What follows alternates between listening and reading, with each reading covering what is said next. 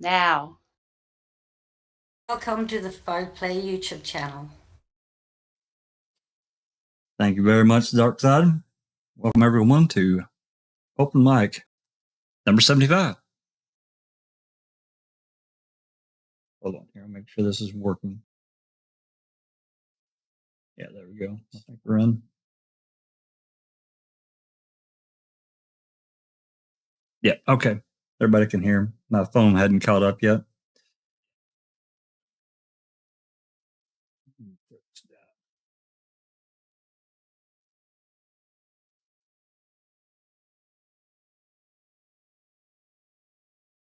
Are you with us, Jack? Yeah, sorry. I dropped my phone. Okay, yep. Open mic number 75. And so today I've been talking about this for a week, and I apologize. I got really, I guess I got a virus the other day. I don't know what it was, but for about 20 hours, I felt pretty rough. It hit me Sunday. So I had to cancel. I don't like doing that, but I guess it happens to everyone at some point in time, right?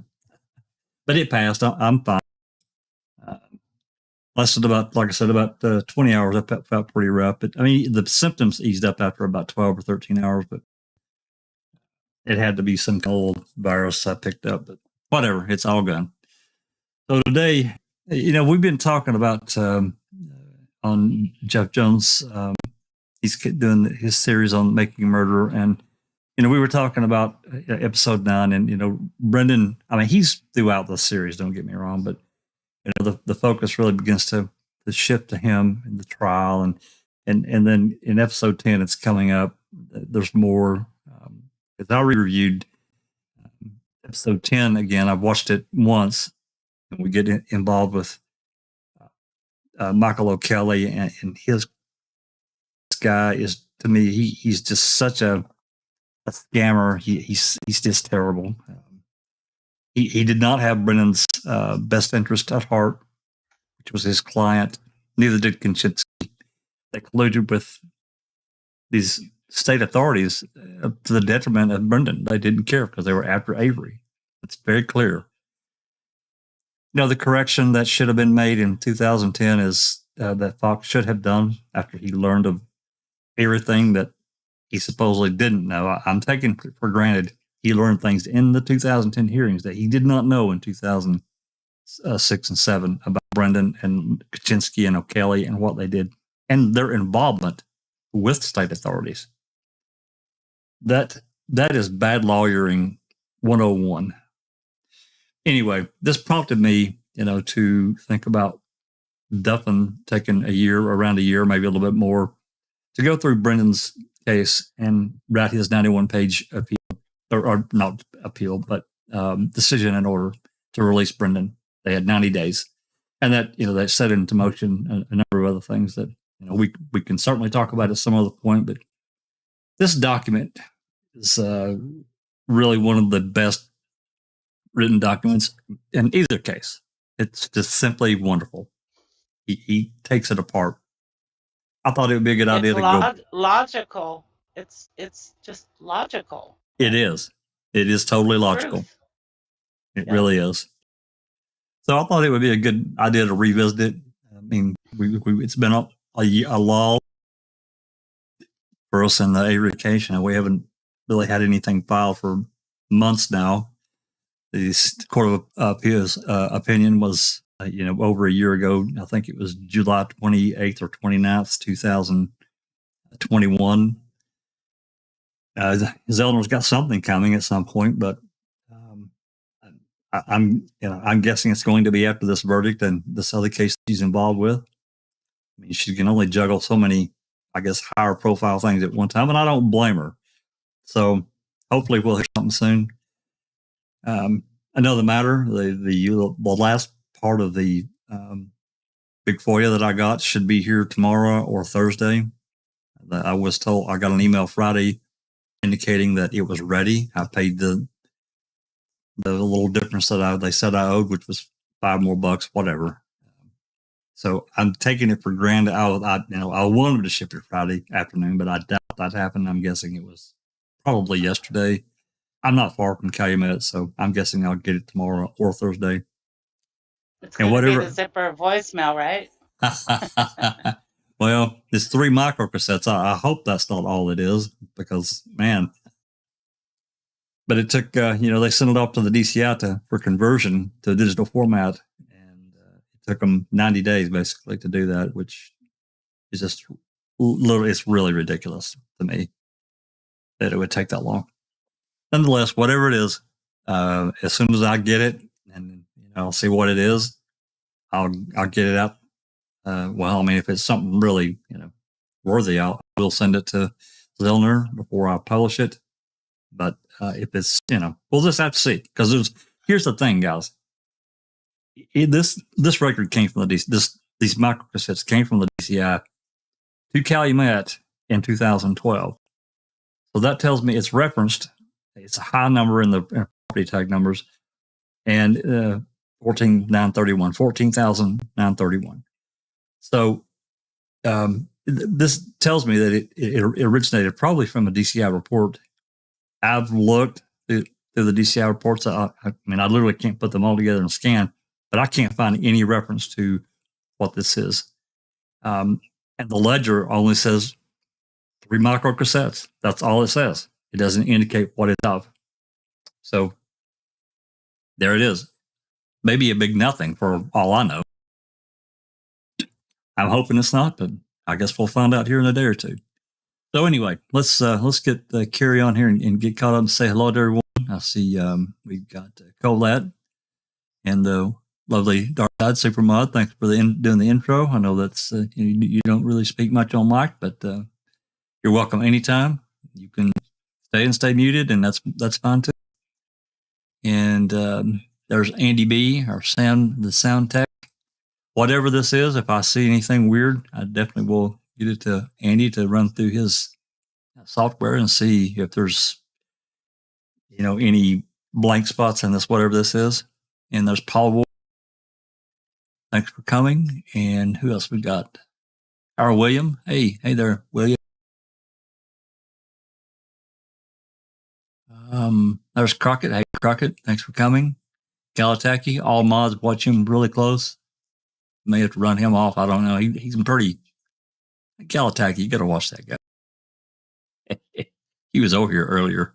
There's Rhonda SD. Thanks for coming, Rhonda. And hopefully I got everyone. And I think we got, let's say hello to everybody in Discord here. So we got voices recognized.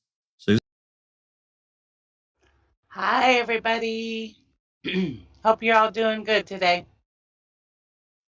And hey, there's Cherie. I didn't know if you'd make it home in time or not. Hey, Cherie. Hi there. Hi, everybody. Hi, Cherie. And Jess Rhonda. Hello. Thank everybody for coming, and hello to everybody in chat, and hello to everybody on the panel. Sweet. So, what we're going to do, we're going to split this up so we don't have, one person doesn't have to read through all this. And, we'll read, I think, 10 or 15 pages, whatever, wherever a decent break is,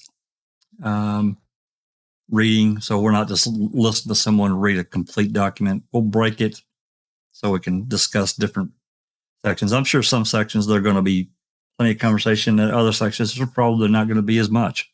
So, we could figure about a minute per page. That's an hour and a half of reading. So I don't want to delay too much longer so we have time for some discussion. Hey, we have NJT65. Hello. You're in Discord. Don't think I know you. You can unmute and say hello if you wish. You don't have to, obviously. You can stay muted. That's fine. But welcome to the Open Mic. Thanks for coming. All right. So what we're going to do, I was actually hoping Dr. Silkman could come, but he's still got some things going on. Maybe he can pop on if he feels like it. He's welcome to come and read or not read or whatever he feels like doing. It'd be great to have him, but that's really up to him, whatever he feels like doing. So without further ado, let me get this document popped in. And we're going to get to it. Susan, Cherie, or Rhonda, is there anything you want to mention before we get started? Not that I can think of. Okay, that's going to pop in there just in a second. There we go. Okay, this document was submitted, I think we're coming up on almost 6 years ago now. It's August. I can't remember the date. 12th. There you go. August 12th. So we're almost at the 6-year mark of when this document was submitted. And it caused such a ruckus. I'm sure phones were burning down in Manitowoc and that region when it all hit. No doubt. So, Susan, why don't you start us off? You're, of all of us, I'm not picking on anyone, but you have Rhonda and Cherie read really well too, but you do a really, really fantastic job. So why don't you start us off? And I will make mention of any footnotes. If there's a bunch of citations, I don't really care if you read it. They don't matter. This first footnote doesn't need to be read. I already perused kind it. of scanned ahead. Okay. But any footnotes that are worthy, that give some kind of explanation, it might be good to go ahead and read them as we go.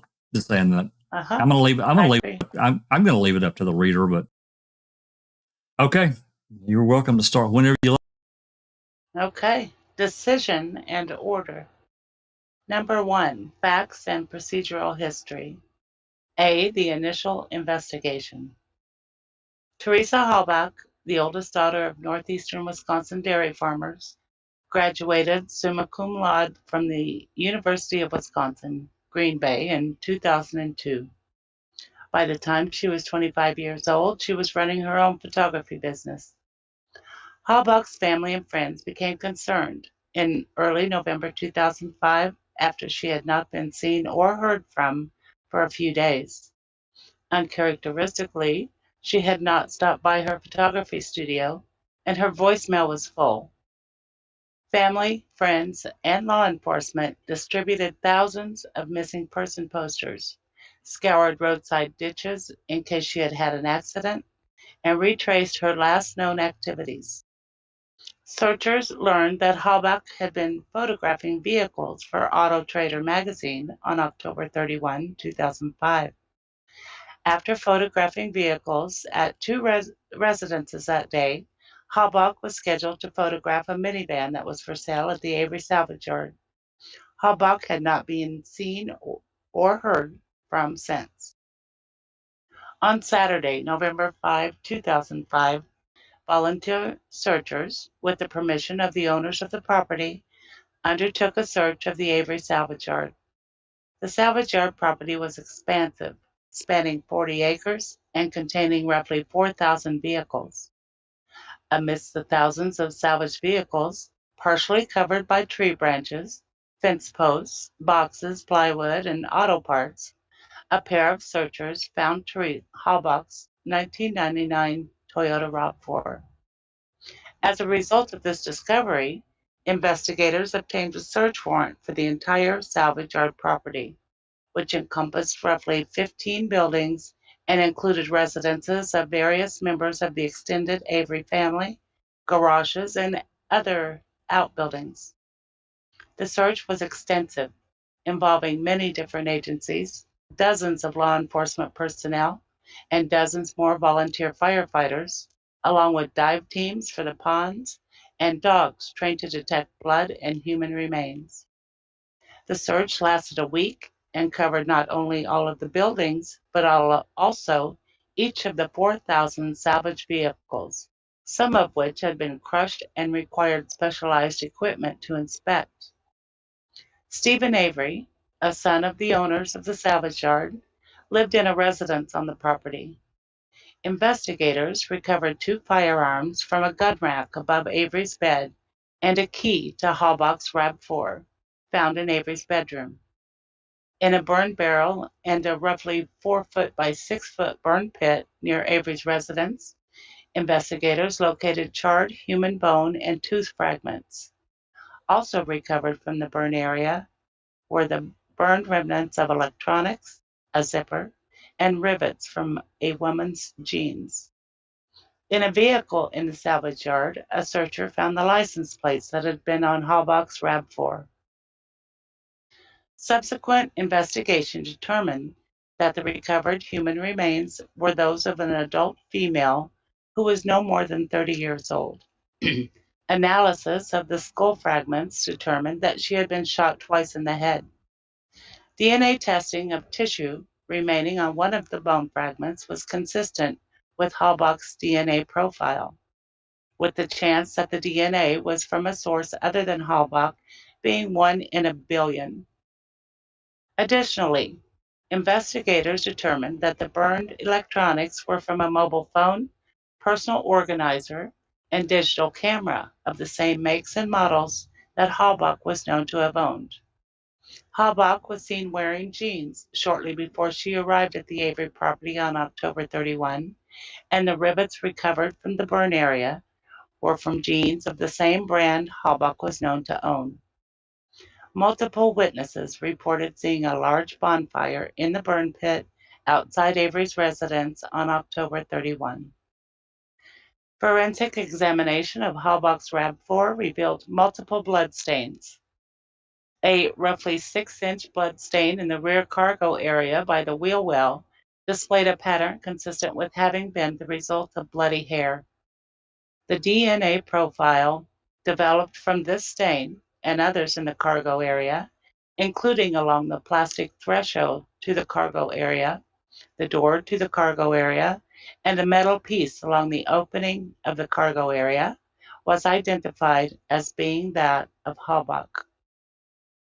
Other small blood stains in the passenger compartment of Hallbox RAB4, just to the right of the ignition, on a CD case, on a metal panel between the rear seats and the vehicle cargo area, on the driver's seat, on the passenger's front seat, and on the floor by the center console, all matched Stephen Avery's DNA.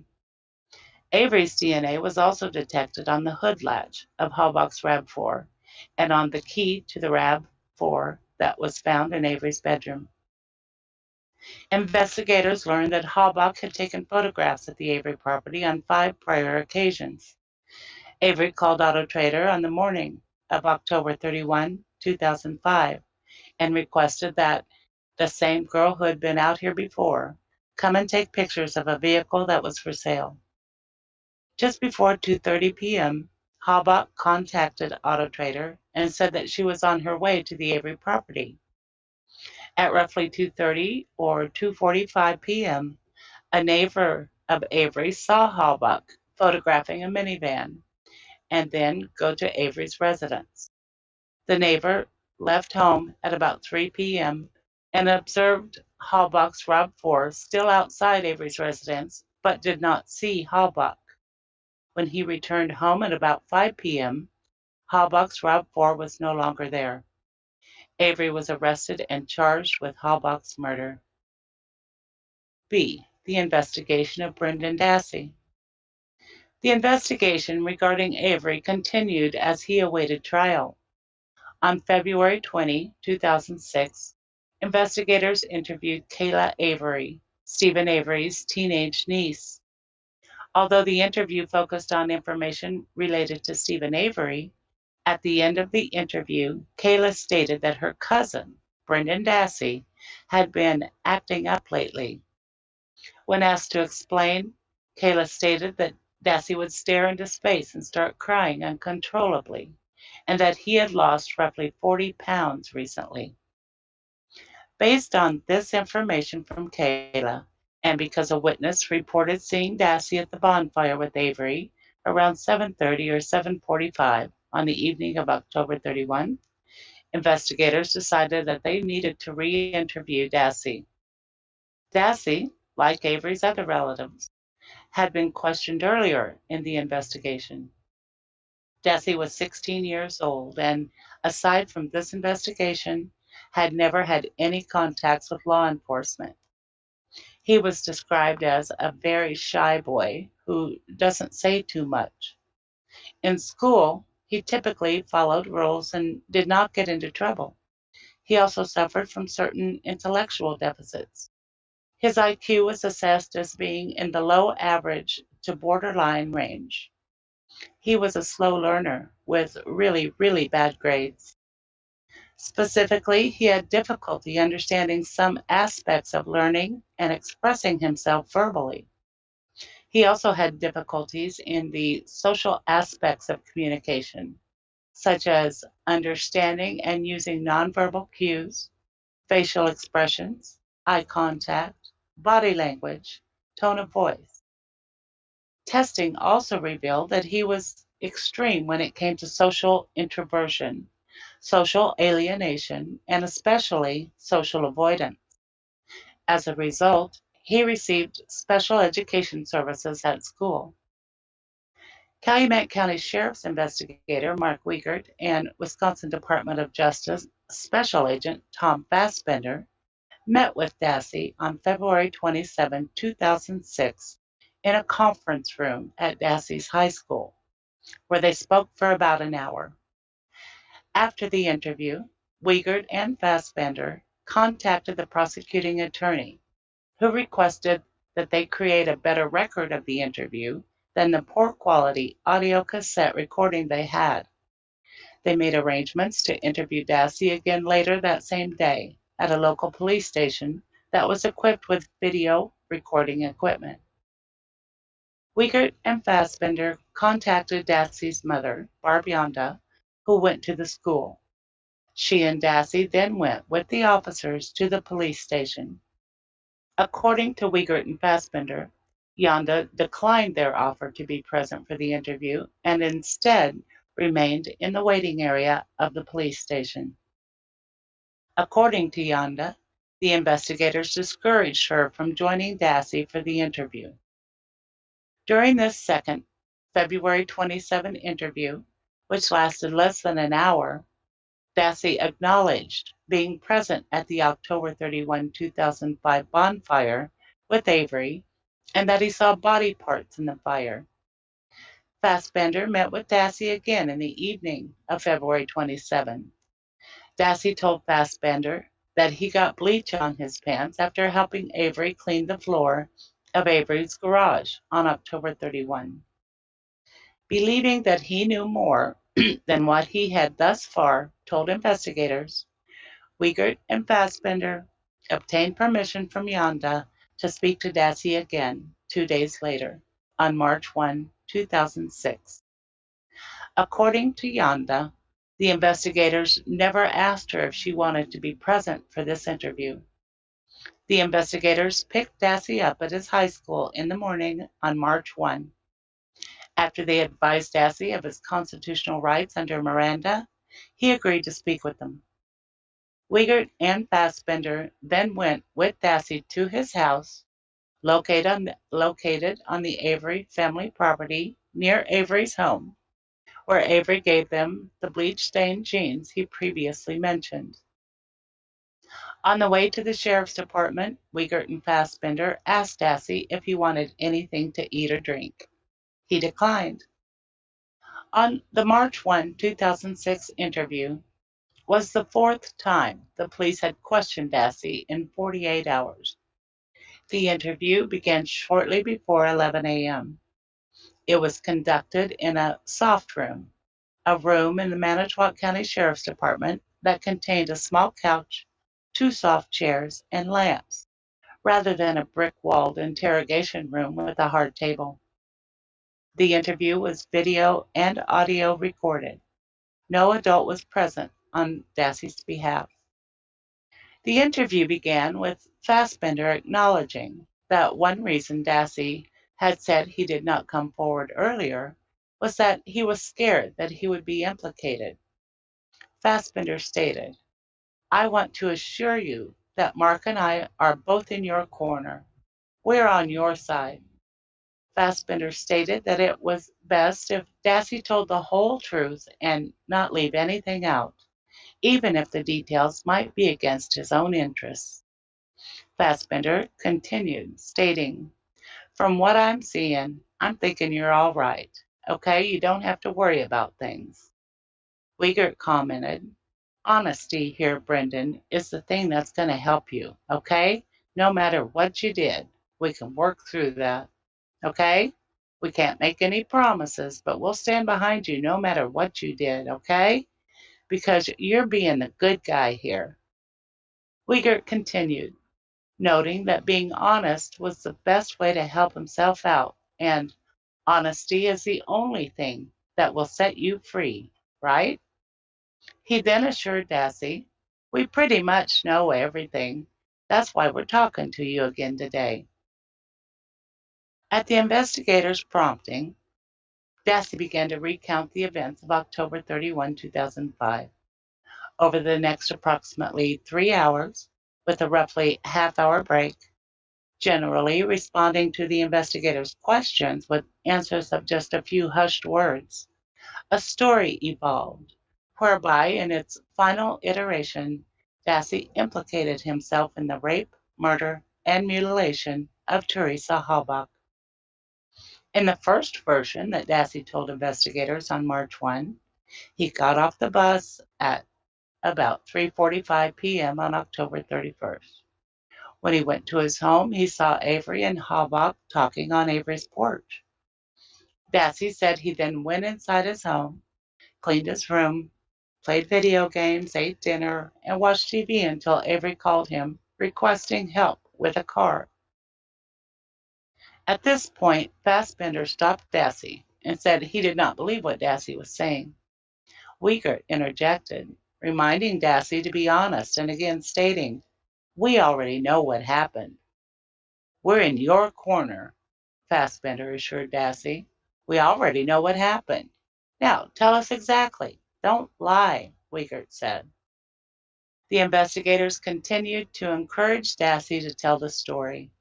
Fassbender asked, "Whose car was in the garage?" And Wiegert followed, "We already know. Just tell us. It's okay." Dassey responded, "Her Jeep." "That's right," Fassbender confirmed. After some questions about Halbach's RAV4 and the garage, the investigators proceeded to ask Dassey about what Avery showed him. Dassey eventually said that Avery showed him the knife and the rope. Wiegert asked where Halbach was, continuing, "Come on, we know this already. Be honest." "In the back of the Jeep," Dassey answered. Slowly, Dassey came to say that he first encountered Halbach when Avery showed him her body, deceased, bound with rope and wearing a black shirt, a ripped t-shirt, and pants, in the back of her RAV4. He said that Avery told him that he had stabbed her and raped her because she had upset him. The investigators pressed Dassey for more details, with Wiegert reminding him, "Remember, we already know, but we need to hear it from you." Dassey told the investigators that he and Avery took Halbach out of the back of the RAV4 and put her in the fire pit, where a bonfire was already burning. With further prompting and assurances from the investigators that they already knew the details, Dassey added details. He told them, for example, that he was outside riding his bike after school when he heard a woman screaming for help inside Avery's home. When Fassbender said he thought that Dassey went over to Avery's house, Dassey stated that he rode his bike to get the mail, and after noticing that there was mail for Avery, he went to Avery's house. Excuse me. Avery answered the door. Dassey gave him the mail, and he left. Wiegert again challenged Dassey's story, stating, "It's okay, Brendan. We already know. And soon thereafter, you went inside, didn't you?" Dassey nodded yes. Dassey then said that he knocked 3 times before Avery finally came to the door, sweaty, and invited Dassey into the kitchen. Once inside Avery's home, Dassey could see down the hallway to Avery's bedroom, where Halbach was naked, handcuffed to Avery's bed, and screaming for help. Dassey said that Avery asked him if he wanted a soda. Dassey accepted. As Dassey drank his soda, Avery said that he wanted to continue raping Halbach and asked Dassey if he wanted to as well. Dassey said he wasn't aged, and I ain't old enough to have a kid yet. But Avery continued to pressure Dassey and took him into the bedroom. Dassey denied doing anything further, but Wiegert assured Dassey, "We know what happened. We know what happened. It's okay." Dassey again denied doing anything. Wiegert continued, "It's not your fault. He makes you do it." Dassey responded, "He told me to do her." Dassey eventually came to say he raped Halbach while Avery watched from the doorway. When it was over, Avery congratulated Dassey, and the two went to watch TV in another room for about 15 minutes. The investigators asked Dassey what happened next. Dassey said he told Avery that he had to leave. Wiegert responded, "Brendan, be honest. You were there when she died, and we know that. Don't start lying now. We know you were there. We already know. Don't lie to us now, okay? Come on." Dassey said that Avery then stabbed Halbach once in the stomach. Wiegert continued to prompt Dassey. "He did something else. We know that." By this time, the investigators knew from forensic examination of the recovered skull fragments that Halbach had been shot at least once in the head. They would learn later that Halbach had been shot at least twice in the head. Dassey responded that Avery tied up Halbach. Wiegert continued, "We know he did something else to her. What else did he do to her?" Dassey responded that Avery choked Halbach until she went unconscious, at which point Dassey got the handcuff key, unlocked Halbach's hands, and helped Avery tie her up with rope. Dassey initially said that Halbach was unconscious when they tied her up, but then he said that as they bound her, she was screaming for Avery to stop, and that Avery told her he would not, that she should shut her mouth, and that he was going to kill her. Wiegert prompted Dassey, "What else did he do to her? We know something else was done. Tell us. And what else did you do? Come on. Something with the head, Brendan." Brendan did not answer Wiegert's questions, leading to further questioning and prompting from Wiegert and Fassbender. Fassbender said, "What he made you do, Brendan? We know he made you do something else. We have the evidence, Brendan. We just need you to be honest with us." To this, Dassey responded that he cut her hair. After a few short questions about the hair, Fassbender moved on. "What else was done to her head?" Dassey responded that he punched her. "What else? What else?" Wiegert prompted. Fassbender continued, "He made you do something to her, didn't he? So he would feel better about not being the only person, right?" Dassey responded that he cut her on the throat. Again, Wiegert continued, "What else happened to her in her head?" After a couple more prompts and a pause, Fassbender said, "We know. We just need you to tell us." Dassey said, "That's all I can remember." Wiegert responded, "All right, I'm just going to come out and ask you, who shot her in the head?" "He did," answered Dassey. When asked why he did not say that, Dassey said he couldn't think of it. Dassey said that Avery shot Halbach with his .22 caliber rifle twice in her head after they had carried her outside and placed her on the side of the garage.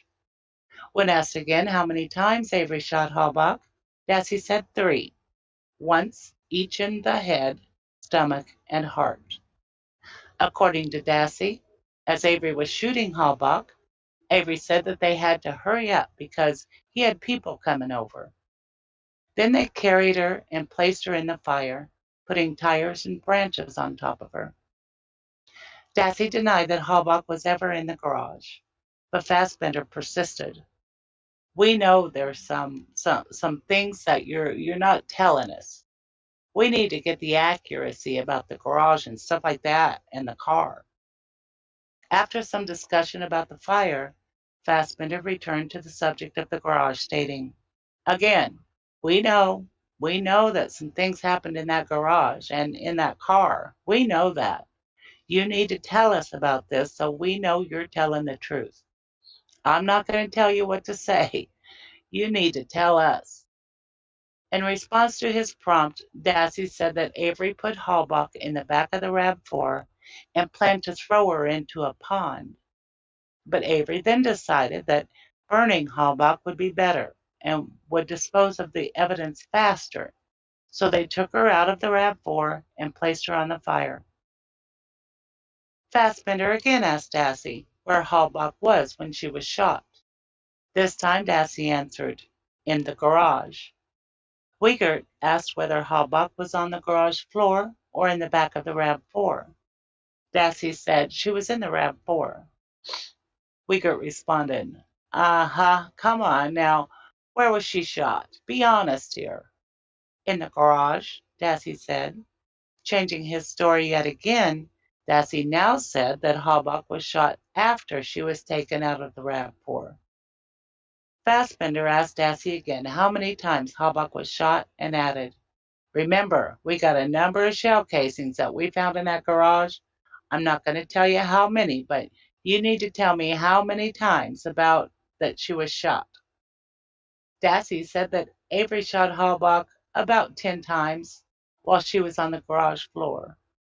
Wiegert responded, "That makes sense. Now we believe you." Dassey said that after they placed Halbach in the fire, Avery drove the RAV4 into the salvage yard with Dassey as a passenger. The two of them put branches and a vehicle hood on the RAV4. Avery said he was going to crush the car. Dassey initially said that he did not know who took the license plates off the RAV4, but when asked if Avery did so, Dassey responded in the affirmative. Fassbender asked, "Okay, what else did he do?" "He did something else. You need to tell us what he did. After that car is parked there. It's extremely important before you guys leave that car." Dassey responded, "That he left the gun in the car." Fassbender continued, "That's not what I'm thinking about. He did something to that car.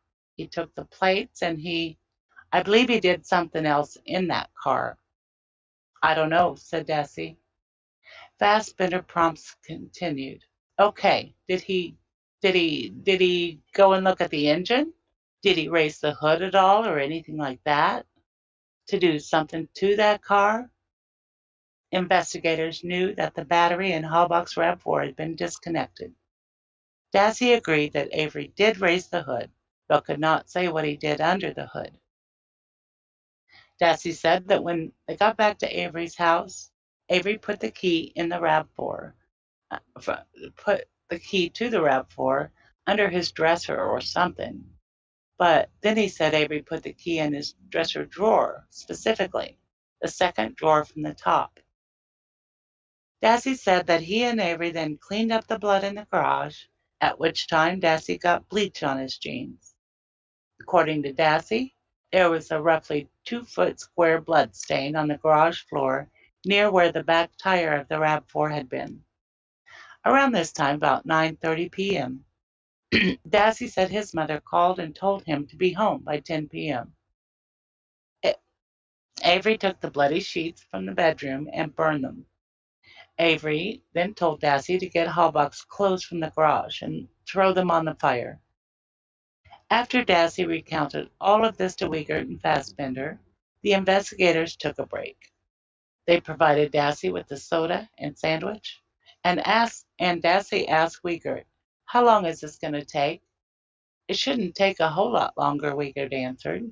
"Do you think I can get back to school before 1:29?" Dassey asked. Probably not." Oh, Dassey said. What's at 129? asked Wiegert. Well, I have a project due in 6th hour, Dassey said. Wiegert responded, Okay, we'll worry about that later, okay? Following the break, Wiegert and Fassbender explained to Dassey that they did not believe some of his story. In response to their challenges, Dassey now denied seeing Avery and Halbach on Avery's porch when he got home from school. But he said he did see Halbach's RAV4 in Avery's garage. He now said that when he got home, he watched television for about half an hour while his brother used the phone, after which he made a phone call and then went to get the mail. When asked about Halbach's personal effects, Dassey denied seeing them or knowing that Avery put them in the burn barrel. In response to Dassey's denials, Wiegert asked, Brendan, it's okay to tell us, okay? It's really important that you continue being honest with us, okay? Don't start lying now. If you know what happened to a cell phone or a camera or a purse, you need to tell us, okay? The hard part's over. Do you know what happened to those items? Dassey responded, He burned them, adding that he knew this because he saw them in the burn barrel when he went over with the mail. Dassey said that he later heard from Avery that Avery used a shovel to break up some of the bones that remained after the fire burned down, and that he buried some of these fragments in spots around the fire and scattered others. At the investigators' request, Dassey drew various pictures detailing what he had described. In doing so, the investigators asked Dassey to label various things in the pictures, prompting Dassey to ask how to spell rack and garage. Fassbender asked Dassey to describe Halbach, stating, We know that Teresa had a tattoo on her stomach. Do you remember that? Dassey shook his head and said, Fassbender followed up, Do you disagree with me when I say that? No, but I don't know where it was, Dassey responded. In fact, the investigators knew that Halbach did not have any such tattoo. They posed the question in an effort to gauge whether Dassey was merely agreeing with details suggested by them. When asked why he did what he did, Dassey said, Because I wanted to see how sex felt. Dassey said he thought about stopping Avery, but did not because he was afraid Avery would try to kill him. Dassey said that afterward Avery told him not to say anything. When the investigators took another break, Dassey asked if he was going to be back at school before the end of the day. Fassbender responded, Probably not.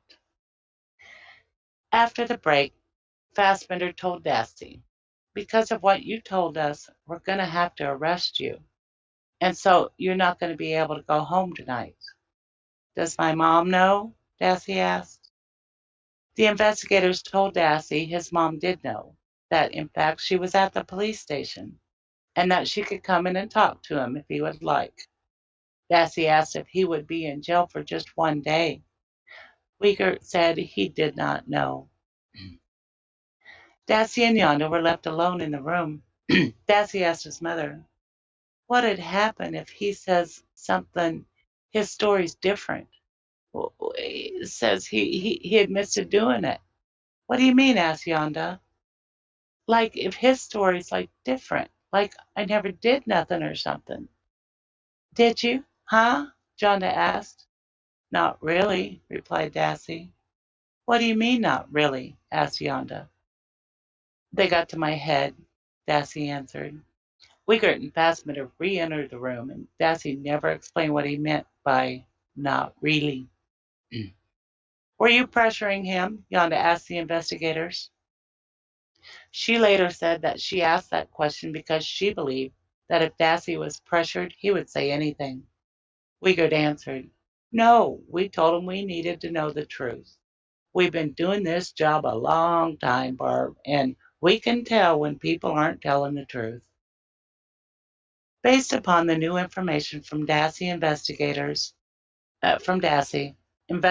obtained another search warrant for the Avery property. Pursuant to the warrant, investigators again searched the garage, finding 2 fired bullets. Halbach's DNA was found on one of the bullets, and investigators determined that it had been fired from the .22 caliber rifle recovered from above Avery's bed. The state charged Dassey with first-degree intentional homicide, second-degree sexual assault, and mutilation of a corpse. Alrighty, let's pause here. We're approximately 20 pages in, and damn. He stated that well, I'd say. Well, you know, we've learned that some of the things are not quite accurate in what he said. Mm-hmm. Mm-hmm. I know for a fact that Wiegert and Fassbender knew, they found out right before this March 1st interview that Halbach had been shot twice. They already knew the one skull fragment, but they found out right before then that a second beveled skull fragment piece had been found. So they knew that. So Duffin, for whatever reason, at that point in time, did not know. I don't know if that's information that came out later or he just missed it, whatever. But not that it really made a big difference, but not really, no. But you know, this recounting and how he pretty much laid out everything pretty well, pretty concisely, I would say, far better than any other authority figure in Wisconsin has laid it out. Yeah, it's just really well done. I just don't know how you could. I mean, you could go into more detail, I guess, and lay it out a little bit better. But he laid out Fox Hills, which I remember. You know, first time I read it, I remember thinking, why would he not put that in there? And I'm not really sure why, but regardless of the fact, it's not there. But he did take notice, quite correctly, of the various stories that begin to emerge right away that Brendan was telling and trying to please these guys. I mean, it's so clear. You know? All the different stories. That's right. Yeah, that's right. That they maneuvered around. Yeah. They did. And, you know, it's hard to read through this.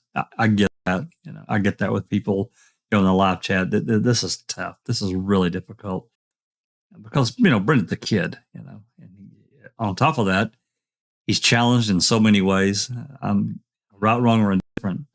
But they were, I mean, to me, that they so misled this kid. He was so far off in the weeds. I just remember, you know, as you know, being younger and you know, other kids that, you know, they weren't quite as savvy as other kids, and you know, even for myself, you know, I know that I wasn't as mature, savvy, streetwise as other kids that I knew. You know, they seem to grasp things quicker. You know, and you've learned, you know, as time goes on, you know, you see that as an adult. And to me, it's so obvious what they did to Brendan. And Duffin, I think, really saw it too, but because of how he's handled this, going through all these various iterations and stories that Brendan told, changing the story, and you know, Fassbender and Wiegert prompting him with different things, then something else would emerge. And you know, this thing about the tattoo is such a bullshit thing that they did. It's just ridiculous. Oh, Jesus. Oh my God. I remember, you know, Eric Jose, you know, that was his thing, you know. He talked about the control question that Fassbender said it was later on. It's such bullshit. And the damn Seventh Circuit relied on that. Absolutely. You know, well, you know, the Seventh Circuit, you know, at some point, if, you know, people want to revisit the that. en banc. I'm talking about. Yeah, absolutely. You know, the way that they handled denying this whole thing for Brendan, they cherry picked and formed another story that they put together themselves, and it was basically a different iteration of what Grass and Fallon and Gone did.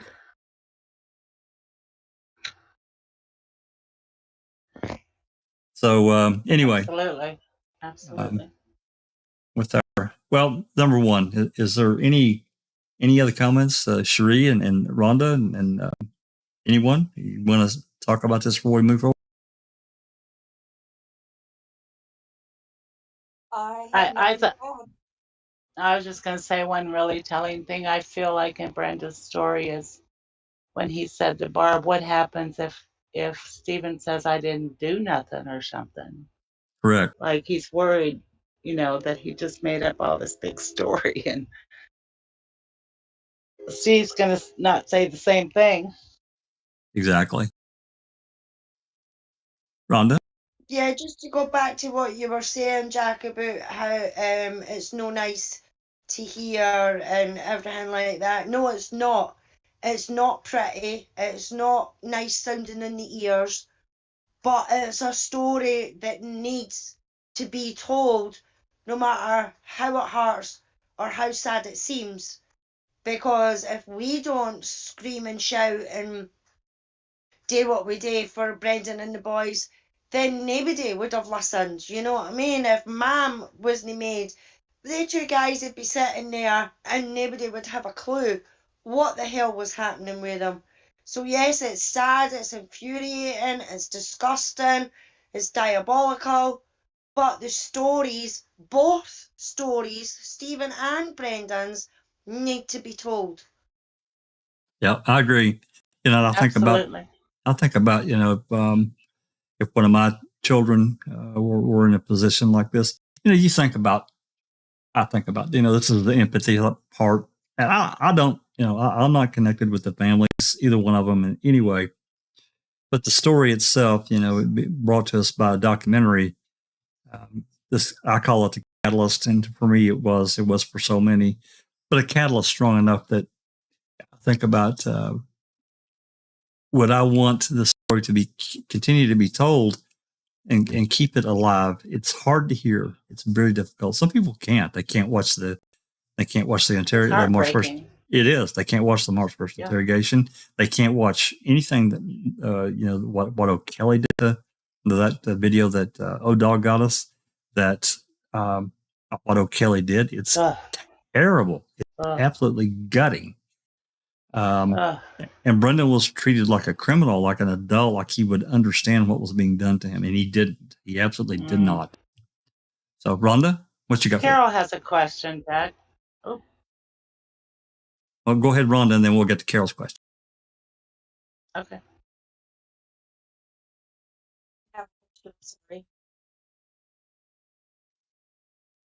Sorry, you kind of broke up, Rhonda.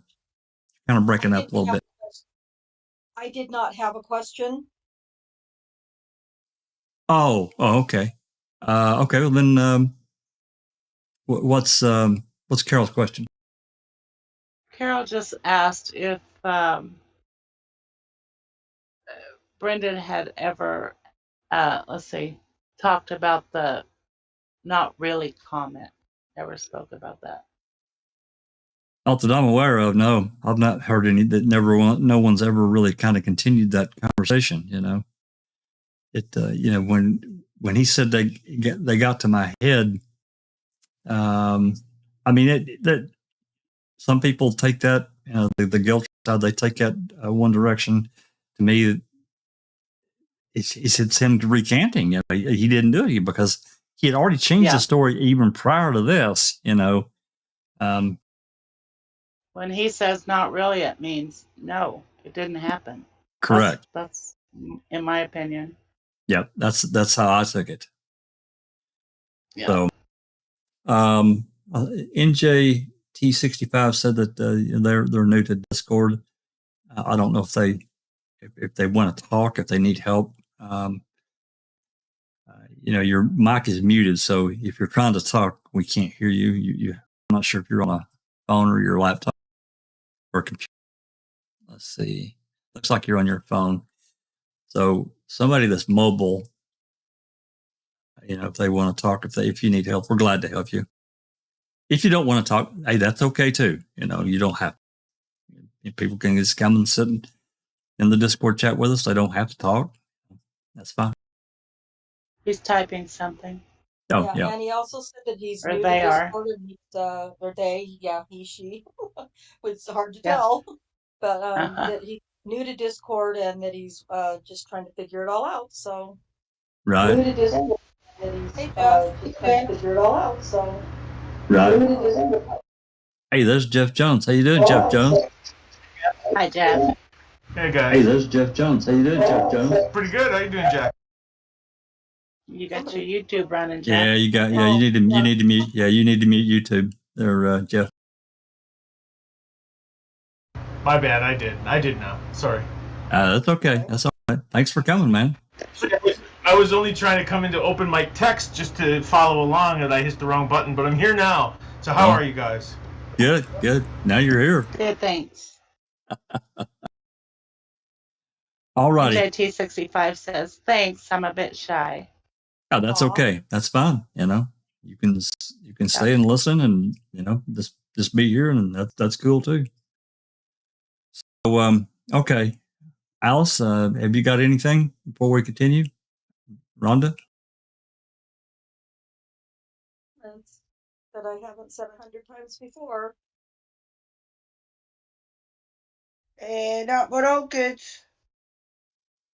All righty. Yeah, I mean, if there's questions, we go through this, in the live chat, just put them in there, and when we stop, take a break again, we'll get to them.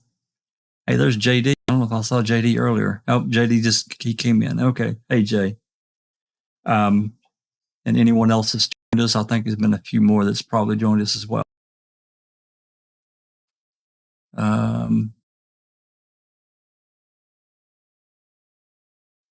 Okay. So who wants to go next and read some? Rhonda, you want to read a bit? Sure. Clear my throat. Sorry. Okay. That's all. Ready? I'm ready. Yep. See. Okay. Right. Leonard Kaczynski, pretrial counsel for Brendan Dassey, 1 media interviews. On March 7, 2006, attorney Leonard Kaczynski was appointed to represent Dassey. Kaczynski was excited to be involved in Dassey's case because by then it had garnered significant local and national attention. Essentially, immediately after his appointment, Kaczynski began giving media interviews in which he discussed the case.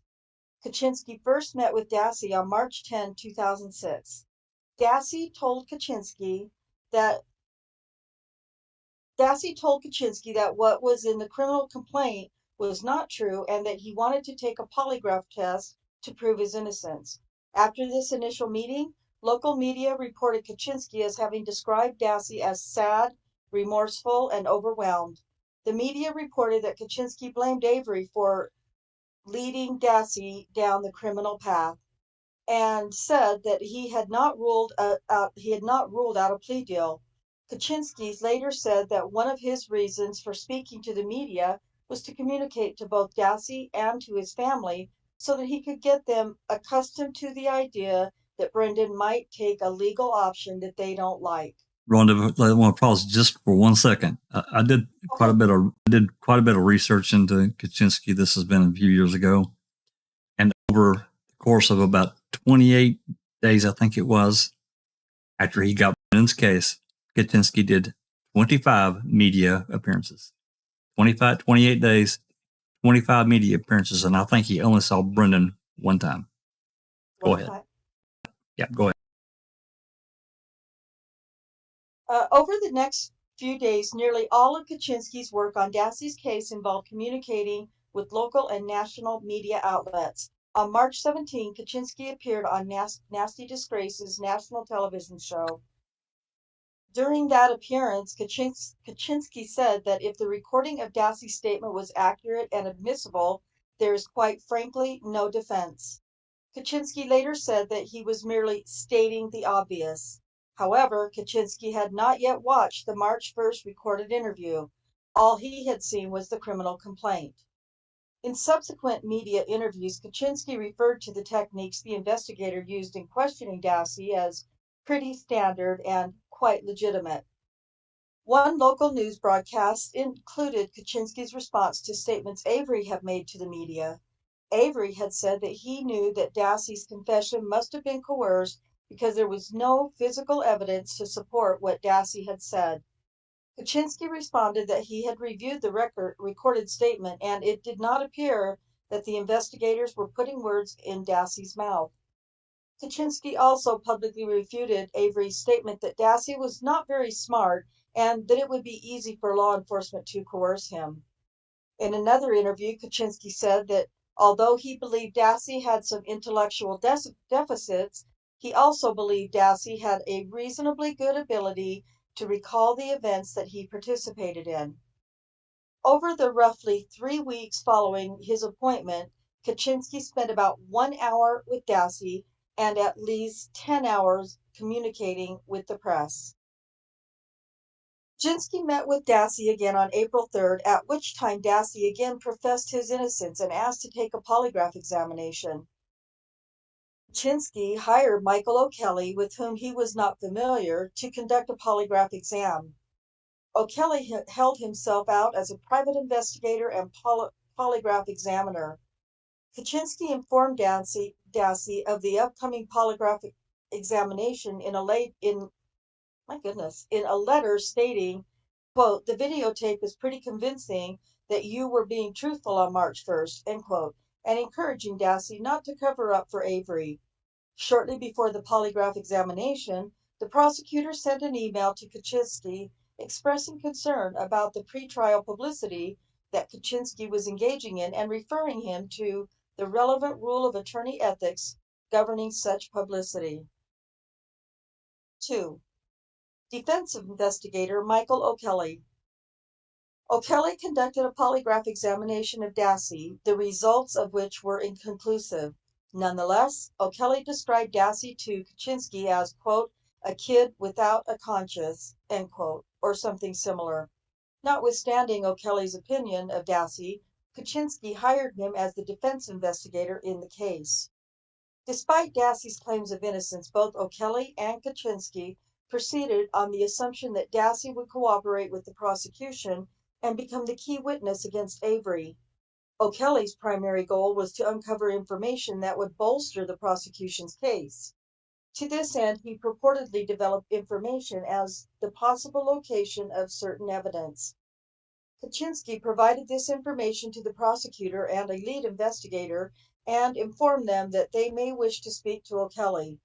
Although the information led to a search warrant being issued, the search warrant did not yield any additional evidence against Dassey. Kaczynski decided that he wanted O'Kelly to re-interview Dassey to get him once again to admit to his involvement in the rape, murder, and mutilation of Halbach. Can we stop for just a minute, please, Yeah. Brenda? Yeah. I just want to make a point here where this is O'Kelly's game. He tried to make him think he had some new information here. Mm-hmm. He kind of did that in the what's her name, Jack? Nicole Bacchus. Nicole Bacchus case. He did something very similar.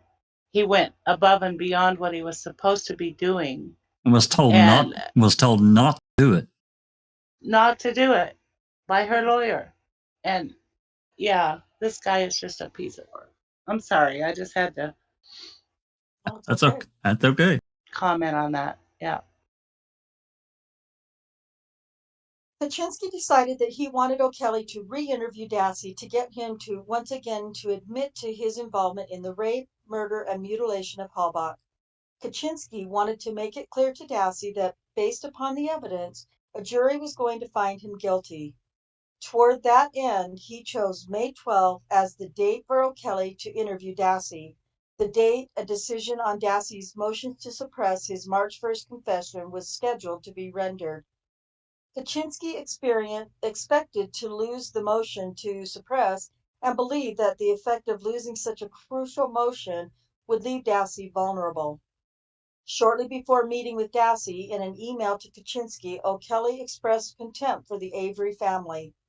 He referred to the Avery family as criminals and asserted that family members engaged in incestuous sexual conduct and had a history of stalking women.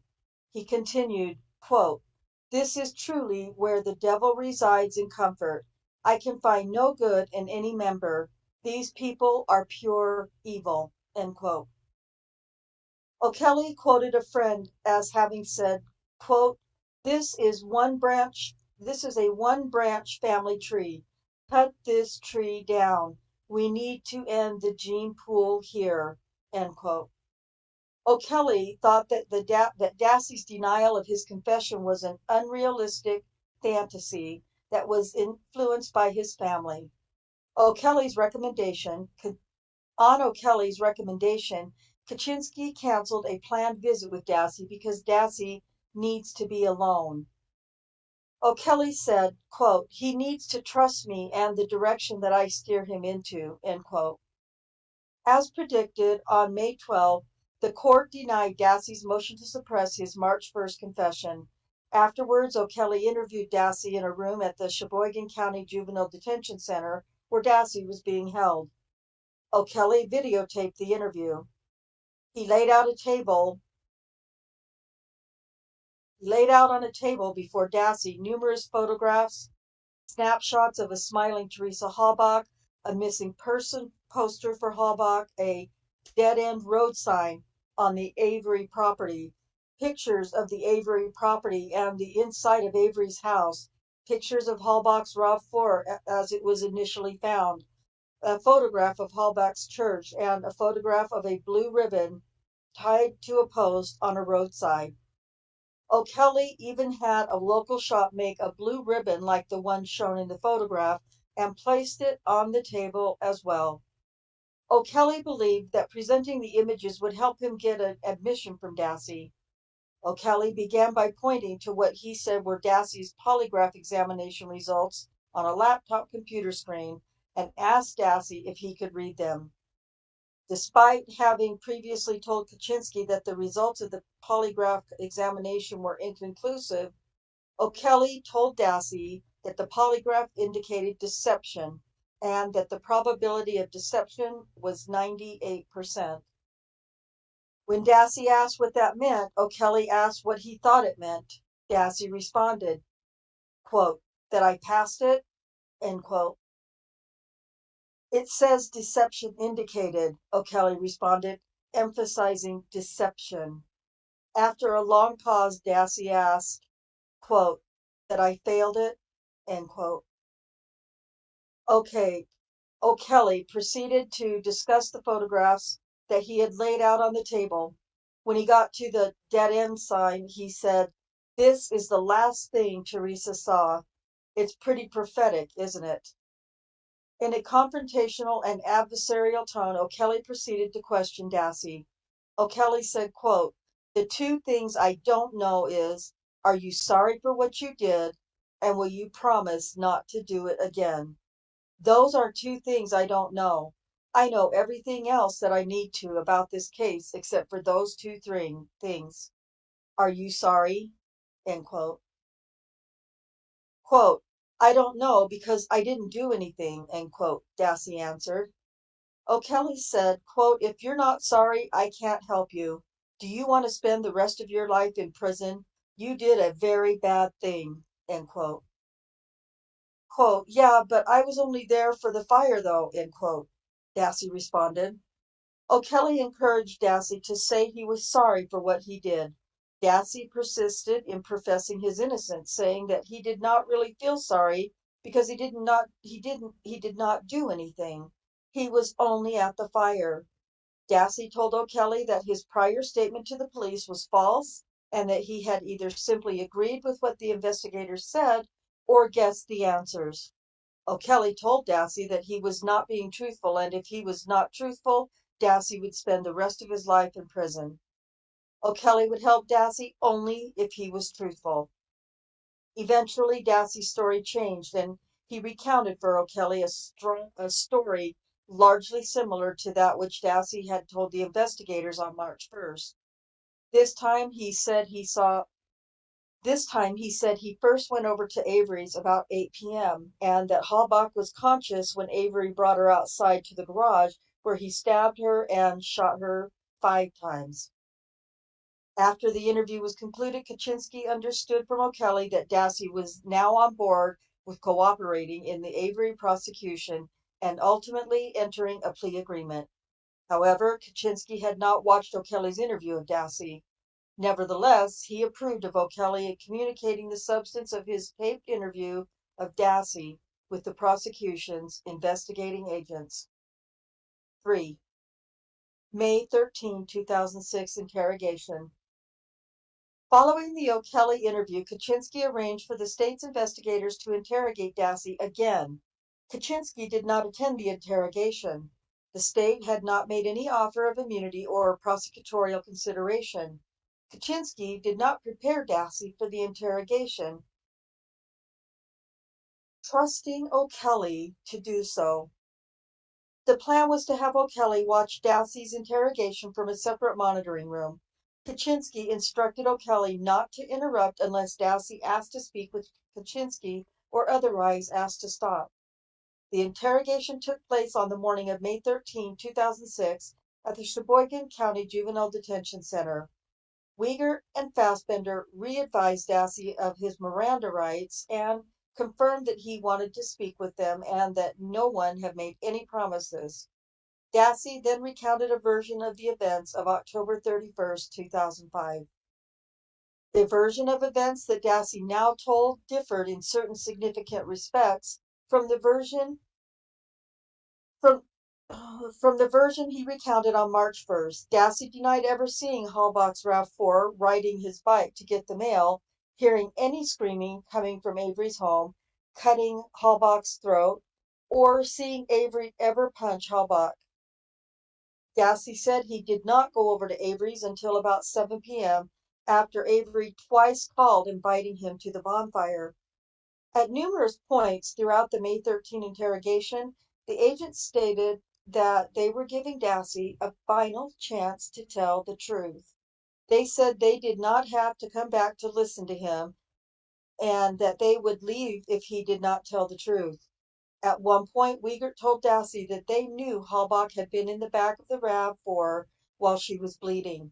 Despite previously denying having seen the RAV4, Dassey now said that the RAV4 was backed into Avery's garage and that after Halbach was stabbed, Avery put her into the RAV4 before deciding to burn her. According to Dassey, Avery's plan had been to crush the RAV4 with Halbach in it before anyone noticed. Dassey then said that Avery drove the RAV4 into the salvage yard, but that he did not go with him. Wiegert challenged him. "How did your DNA get in the truck?" "It ain't," responded Dassey. "No." "And how do you know that?" asked Wiegert. Dassey responded, "'Cause I never went in it." Fassbender confronted Dassey with the version of events he had provided on March 1st, where he said that he accompanied Avery in the RAV4 and described certain events that occurred there. What did you just grab that out of the air? How do you know these things?" "Just guessing," Dassey responded. However, later in the interrogation on May 13, Dassey said, as he had on March 1st, that he had accompanied Avery to the salvage yard in the RAV4. Dassey's May 13th statement contained numerous internal contradictions. For example, initially he said Halbach was shot after she was taken out of the RAV4, but later he said she was shot before Avery put her in the RAV4. Dassey initially said that Halbach was screaming when he stabbed her. Immediately thereafter, he said that she was not moving or breathing. Dassey said that he cut Halbach's hair with the knife in the bedroom, but when the investigators pointed out that Dassey had just said that Avery got the knife from the garage, Dassey denied ever cutting Halbach's hair. When Fassbender asked Dassey why he had said that he had cut Halbach's hair, Dassey responded, "I don't know." When later asked how he came up with the story about cutting Halbach's hair, Dassey responded, "I don't know, I was just guessing." Wiegert told Dassey, "Your mom told me you'd be honest with me. I haven't called her yet to tell her that you lied to me, but I will do that. What do you think she's going to say to you? She's going to be mad." Wiegert asked Dassey if he was going to tell his mom about their discussion. Dassey said he probably would the next time he saw her. Wiegert asked, "Don't you think you should call her?" Wiegert knew that calls from the jail were recorded. Dassey responded, "Yeah." "When you gonna do that?" asked Wiegert. "Probably tonight," said Dassey. "Yeah, I think she'd like to hear it coming from you rather than from me," said Wiegert. "And if she has any questions, 'cause I'm seeing her tomorrow," Dassey responded. "Oh, she's coming here tomorrow?" Wiegert asked. "Mm-hmm," mumbled Dassey. Wiegert continued, "Then maybe it'd be a good idea to call her before she gets here tonight. That's what I'd do, 'cause otherwise she's going to be really mad tomorrow. Better on the phone, isn't it?" "Mm-hmm," agreed Dassey. 4. Dassey recorded phone call to his mother. Later that day, Dassey called his mother from jail. Like all calls from jail inmates, the phone call was recorded. Dassey's first question to his mother was, "Did you talk to anybody?" At 1, when his mother said she did not and asked him what he meant, Dassey explained, "'Cause Mark and Fassbender are going to talk to you." Yonda asked Dassey to explain what he meant. "Well, I guess yesterday that Mike O'Kelly guy came up here and talked to me about my results." Dassey asked, "Do you feel bad if I say it today?" "You don't even have to say it, Brendan," she responded. When Dassey asked why, Yonda responded, "Because just by the way you're acting, I know what it is." Dassey then made clear that they were talking about what me and Stephen did that day. "What about it?" asked Yonda. "Well, Mike and Mark and Matt came up one day and took another interview with me and said because they think I was lying, but so they said if I come out with it that I would have to go to jail for 90 years. But if I came out with it, would probably get, I don't know, like 20 or less. After the interview, they told me if I wanted to say something to her family and said that I was sorry for what I did." "Then Stephen did do it," Yonda exclaimed. "Yeah," Dassey agreed. Dassey expressed concern to Yonda about being able to face Avery in court and what might happen if Avery were to become angry. Yonda told Dassey that he had to worry about himself. Yonda asked Dassey how he was able to answer the phone when his brother's boss called. Dassey responded, "They told me that they looked at the records and that he didn't call." "What about when I got home at 5? You were here," Yonda asked. "I went over there earlier and then came home before you did," Dassey responded. When Yonda asked Dassey why he did not say anything to her then, Dassey responded, "I don't know, I was scared." "So in those statements you did all that to her too?" Yonda asked. "Some of it," Dassey responded.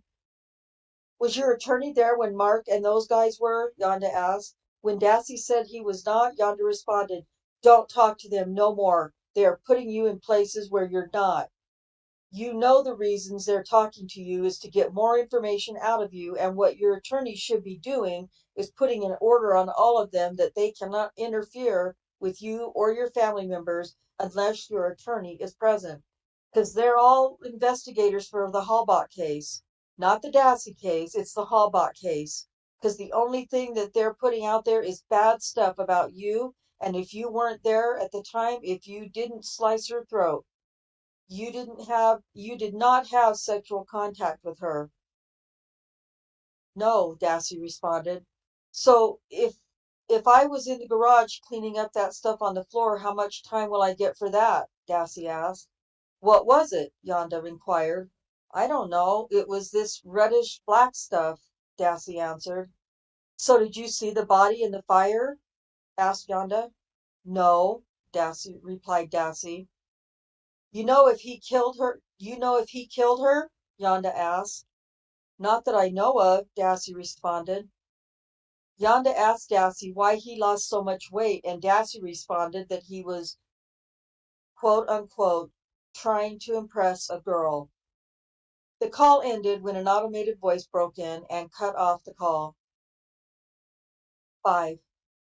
Court removes Kaczynski as counsel.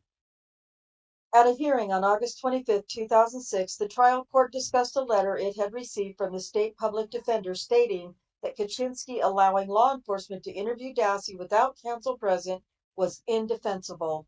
It said that it had decertified Kaczynski from being appointed in Class A through Class D felony matters. The decertification was prospective only and thus did not apply to Kaczynski's representation of Dassey. Nevertheless, Kaczynski moved to withdraw as Dassey's counsel. Dassey confirmed that he wished to have a new attorney appointed to represent him. The prosecution suggested the need for an evidentiary hearing to determine, in part, the admissibility of the statement obtained without Kaczynski's presence. The court disagreed with that an evidentiary hearing was necessary, noting the institutional interest in ensuring that criminal trials are conducted within the ethical standards of the profession, that legal proceedings appear fair to all who observe them, and that the court's judgment remain intact on appeal. The court concluded that, particularly in light of Dassey's age and the record of an intellectual deficits, Kaczynski's failure to be present while his client gave a statement to investigators constituted deficient performance on attorney Kaczynski's part. It further stated that Kaczynski's withdrawal is necessary to assure the entire proceeding be viewed as fair and trying to ensure that we can maintain public confidence in the administration of justice and the fair administration of justice. If this case has to be tried, I want to do my level best to make sure that it is tried only once. The prosecution, the defense, the families involved, the system deserve no less. Accordingly, as I have said, I'm going to grant Mr. Kaczynski's motion to withdraw. D. Trial. Successor counsel was appointed to represent Dassey on April 16, 2007. A jury trial commenced. Over the course of the next roughly 6 days, the prosecution presented its case against Dassey. The centerpiece of the prosecution's case was Dassey's March 1st confession to Wiegert and Fassbender. The prosecution played the recorded interview for the jury at trial. The May 13 interrogation by Wiegert and Fassbender was not discussed at trial. Dassey's defense was that the statements he made on March 1st were not true. Dassey presented his academic records that showed that although he was in regular high school classes, he also received special education assistance due to various cognitive difficulties and had overall borderline to below average intellectual ability. Dassey's brother testified that he was at home with Dassey on October 31st until about 5:20 p.m. when he left, leaving Dassey alone at home.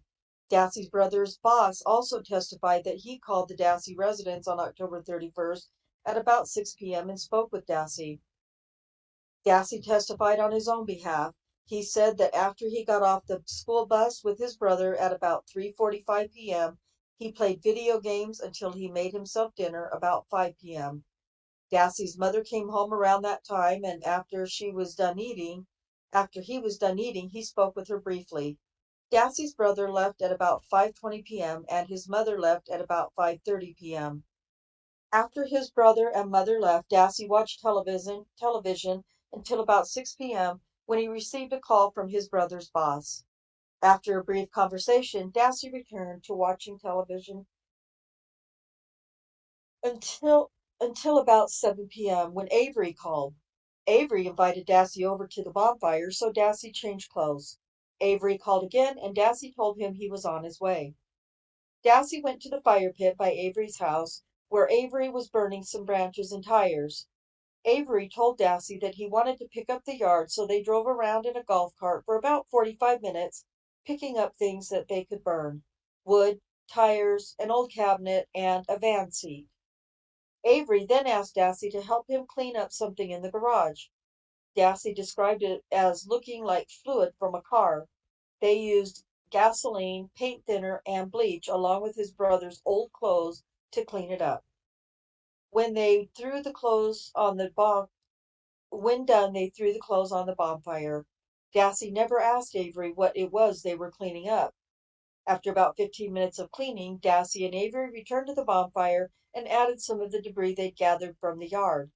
They watched the fire until Dassey went home around 10 p.m. Dassey explained that he subsequently lost about 5 or 10 pounds because people had been calling him fat, and he thought his girlfriend broke up with him because of his weight. Dassey denied ever seeing Halbach on October 31st, 2005, and said he did not see her picture or hear her name until after she was reported missing and his mother called him and told him to turn on the news. Asked why he told Wiegert and Fassbender that he participated in the rape and murder of Halbach, Dassey responded, "I don't know." When the investigators during the March 1st interview told him that it was not his fault, Dassey understood that to mean that he would not be taken away from his family and put in jail regardless of what he said. On cross-examination, the state played portions of Dassey's May 13 phone call to his mother. The prosecutor noted that Dassey told his mother in the call that he had been over at Avery's house before he saw his mother at 5. Dassey said that it was not true and acknowledged that he had lied to his mother. Dassey said he did not know why he lied to her. The prosecutor also replayed portions of Dassey's March 1st confession to Fassbender and Wiegert. Dassey said he made up the details that he recounted in the confession.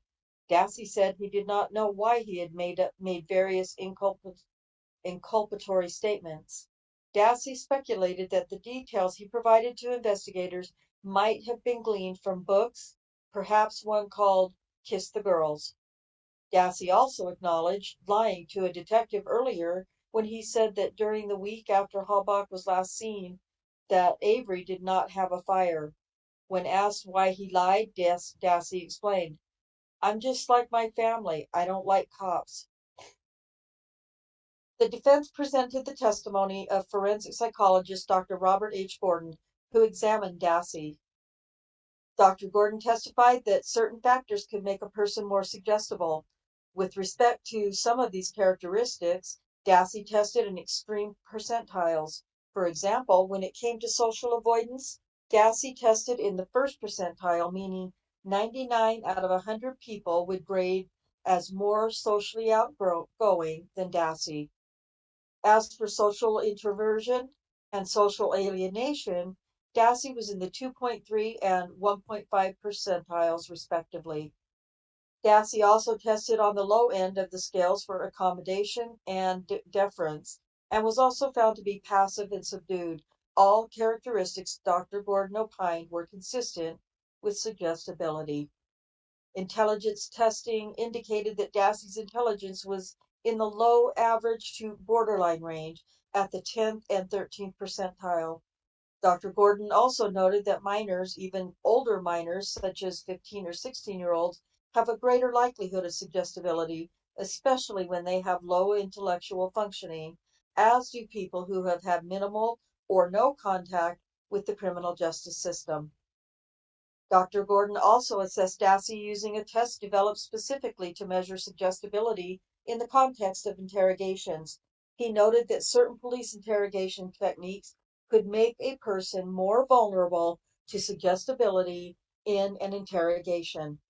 Such techniques include making promises, telling the subject that he's sure to be convicted, referencing inculpatory information that does not exist, minimizing the seriousness of the offense or the suspect's role in the offense, noting that the suspect did not mean to do it, questioning the suspect about what he would do if he could do it over again, and stating how the suspect's family could be spared if he confessed. Dr. Gordon explained how various segments of the March 1st interrogation exhibited suggestibility. The test used by Dr. Gordon measured two types of suggestibility. By one measure, Dassey was in the 3rd percentile. By the second measure, he was in the 20th percentile. Dr. Gordon acknowledged instances where Dassey resisted certain suggestions. Overall, Dassey tested in the 5th percentile with respect to suggestibility, meaning, again, he was more suggestible than 95% of the population. It was Dr. Gordon's conclusion that Dassey was highly suggestible when being interrogated. On cross-examination, the prosecutor again referred to and quoted from Dassey's May 13, 2006 phone call to his mother, asking Dr. Gordon whether the statements were relevant to an assessment of Dassey's suggestibility. Dr. Gordon agreed that the information was relevant, but stated it did not change his conclusion that Dassey was vulnerable to suggestibility. In closing argument, Dassey's attorney highlighted the complete absence of any DNA evidence connecting Dassey to the crime, despite extensive testing and much evidence connecting Avery to the offenses. He also noted that absence of other evidence that he argued would have been found if the offense had occurred as Dassey said, or as Dassey said it did. Let me do that again. He also noted that the absence of other evidence that he argued would have been found if the offense had occurred as Dassey said, and the state alleged it did. For example, Halbach's blood was not found in Avery's bedroom and would be expected if Halbach had been stabbed and had her throat been cut there, as Dassey said had happened. Defense counsel also focused on evidence showing that March 1st statements were untrue. He noted Dassey's poor academic performance and intellectual deficits, and highlighted how the investigators used techniques that are susceptible to producing a false confession. As for Dassey's May 13 phone call to his mother, counsel noted that Dassey never told her that he did the things he was charged with doing. All he said was that he did some of it, which could mean he stood around the fire and picked up debris in the yard. In rebuttal, the state asserted that an innocent person would not confess. It noted how aspects of Dassey's confession were consistent with the physical evidence. It further noted instances where Dassey resisted suggestions from the investigators. The state was also dismissive of the defense's expert testimony regarding suggestibility. After roughly 5.5 hours of deliberation, the jury found Dassey guilty on all counts. The court sentenced Dassey to life in prison for first-degree intentional homicide, not eligible for release to extended supervision until November 1st, 2048. The court further sentenced Dassey to 6 years of imprisonment for mutilating a corpse and 14 years imprisonment for second-degree sexual assault, both to be served concurrent to the murder sentence. All right, let's pause here. We're roughly halfway through. So, yeah, this part was really difficult. We go back to a lot about Kaczynski and O'Kelly, and for me personally, I can't state enough bad of what they did to that case. They destroyed Brennan's case. Period. I mean, from the defensive side, it was from day one. Yeah, absolutely. This collusion that they did with Fassbender and Wiegert and Kratz was crazy. I mean, the mere suggestion that his own lawyer and defense investigator, I'll put that in quotations, I'll roll, they weren't. They were primarily working for Kratz, Fassbender, and Wiegert. Anyone that reads Completely. Anyone that reads through the documentation that we have, this is clearly pointed out. And whatever failings or shortcomings that happened at the en banc, whatever, this was completely really not discussed as it should have been. part of Yep. the totality of case information. And, you know, these links, again, go back to Candy. There's no other drive you can take. I mean, for me, yeah, there are other factors, but this, you know, the thing is, if all this stuff was true in March, why wasn't it true in November or December when they were really going after Stephen? And Brendan was, you know, often, you know, going to school and doing his own thing, and nothing was said about Brendan. I mean, the November 6th stop that the cop and the two and O'Neill and a Baldwin, not Wendy Baldwin, is another Baldwin from up in Crivets. You know, from that point on, you know, there was nothing said until we get way on up into February after the federal civil case was settled. Until they interviewed Kayla. Correct. Yeah. And what she said was kind of like when they were all finished, and it was like an afterthought she added in, and that changed Brendan's life right there. Absolutely. And you know, and this is me speculating. This is just an opinion. I think this was done. I think this was Candy working through her daughters to get Stephen. That's me. That's my opinion. I'm not saying it's true. That's just what I believe. And that gave them a hook, right? They were talking at home. Yep. Her and Candy, yeah. Yep. And I think she was mad enough over this alleged contact between Marie and Stephen that she was like, she didn't care what happened to Brendan. He got pulled into this alleged murderous, rapey, body destroying fire, everything, and it hooked him in. He was, so from that point forward, right there, exactly what you said, Susan, life was forever changed. Yeah. I can't say enough bad, and I will continue to say it. And then, again, I would hope that, you know, if someone in my family was pulled into something like this, I mean, I don't think they would be, but you know, you never know.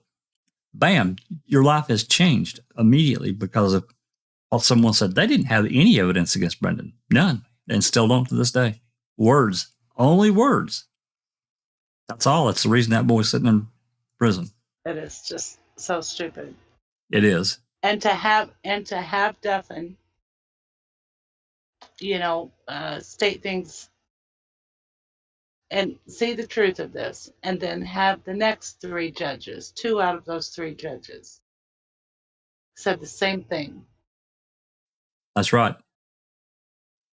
And then for the state for the en banc, I mean, it's, oh God. It's just unbelievable. It's unbelievable. It is. It really is. Well, I mean, to me, you know, reading the en banc, the ones that upheld the conviction, again, they had to really drive all over a map. You know, the one, I can't think of her name, Sykes, I think maybe it was. She's the one that's from Wisconsin. She was asking, you know, she put it, now, Ryder, you're trying to create new law. You want us to create new law? No, we really don't. But, you know, they didn't even focus on what they should have focused on. They didn't. They really didn't. Mm-mm. I mean, I don't know if it would have been better if Drizzen had did the presentation. I think maybe it might have, because he was a more nothing against Nara, because I think she's a wonderful lawyer. I think she is passionate about Brendan's case, but his experience in life, or maybe even if they had brought in a hired gun, someone that had dealt with Supreme Court situations, these federal judges, and honestly, Jack, I know it would have all sounded better, but I think those 4 judges, was it 4 that voted against him? That's right. I think before it ever began, they had their minds made up. And I believe they were doing it for political reasons, you know, for who knows, but not based on any evidence whatsoever. I agree. One of them, That's my judges, opinion. Yeah, I completely agree with you, Susan, because one of the judges completely and utterly looked over the fact that Wieger Fassbender coerced Brendan. He said that he couldn't see any coercion or anything like that. Well, I'm sorry, who shot her in the head? You're trying to tell me that's no coercion? Or trying to tell him what to say? Well, it was like they he had kept blinders on when it came to that. they kept saying, "Hey, it'll be okay. We're in your corner." You know, they kept this positive reinforcing of basically telling Brendan he could say whatever he wanted and he wouldn't be in trouble. Such obvious coercion. I mean, we're just fathers. You know, you that's shouldn't why. have That's the reason I believe that they were not going on the evidence. They were going on their own fucking agendas. It didn't matter That's right. what any of this, because there's never a clearer fucking case can be put before you. For fuck's sake. Yeah. Sorry. Go ahead, Alice. I was just agreeing with Susan there. Yeah, I completely agree. And that's all this case is full of, is for fuck's sakes. You know what I mean? Because they've got away with fucking everything that they've tried to do to that poor lad. And it's not until you actually, like we've done, read the transcripts and the interviews and actually seen what was being said and what was being done. Because I mean, you know yourself, when you're watching Ma'am, some of the words and things like that can be muffled or inaudible, or you're like, what did he just say there? You know? But when you're actually reading it like this and you're seeing it in black and white, the corruption jumps off the friggin' pages. But yet, none of the circuit courts or the Seventh Circuit Court or the en banc picked up on that. Because as everybody says, they can't agree when they've got something wrong. I mean, I was always told it takes a bigger man to admit when they're wrong. You know what I mean? And they just can't do that. Why can they not just say, let them out and be like, we're sorry, you know what I mean? We didn't mean it. And the reason is because they know that they're going to get the fucking other money taken off them. Well, you know, it comes. I think Susan said it really well. This is very political. It rolls right up the food chain to the AG's office. To me, it does. Obvious. It really did. So it really obvious. is. Yeah. And it, again, we've said it before. Fuckers.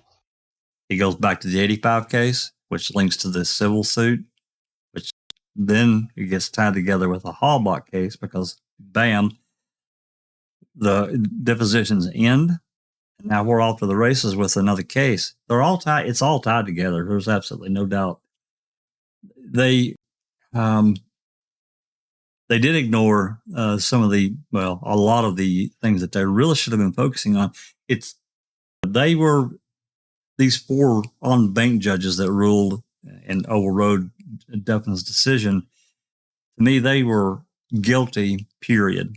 And Susan's probably right. I don't think it probably wouldn't have mattered if Drizzen was the one doing the talking. I think that their minds were made up. Yep, they were doing favors or something. Well, you know, if they'd have let Brendan out, that opens the door up. And saying that, you know, the confession was out, that would have changed everything for Stephen's case. Yep. Because they tied this in such a terrible knot, how they were able to get away with it. From a legal standpoint, it makes my head spin how they were able to do this. But nonetheless, you know, getting back to the players in the game here. Now, you know, we're in the down and dirty with, you know, that Ralph. I can't pronounce his last name. He was actually Brendan's first lawyer, and then, you know, that went through for about 7 or 8 days, whatever it was, and then suddenly he found out he's related to the Halbachs. how he didn't know prior to that. How did he Yeah. not know? You know, being a third cousin or whatever it was. I mean, it wasn't like a brother, but still, that's a relatively close relation that you kind of know you're related to these people, even though you may not have a lot of interaction with them. You still know you're Conflict related. of interest. Oh, Yeah. huge. So in Yeah. walks, Kaczynski's handed this case. It talked about the media. Duffin did. He pointed out really well. Basically, over a month, he talked to Brendan for about an hour. He gave 10 hours of media interviews. And as I said before, you can go look all this stuff up. All the documentation of all the interviews that he gave. And I counted them. Like I said, I think there were 20. I'm trying to remember. It's been a long time since I wrote that and did the research, but he did like 25 or 26 media or radio interviews over 28 days. He took a few days off. He had to do something in the case. So he took a few days off and then bam, he's right back at it.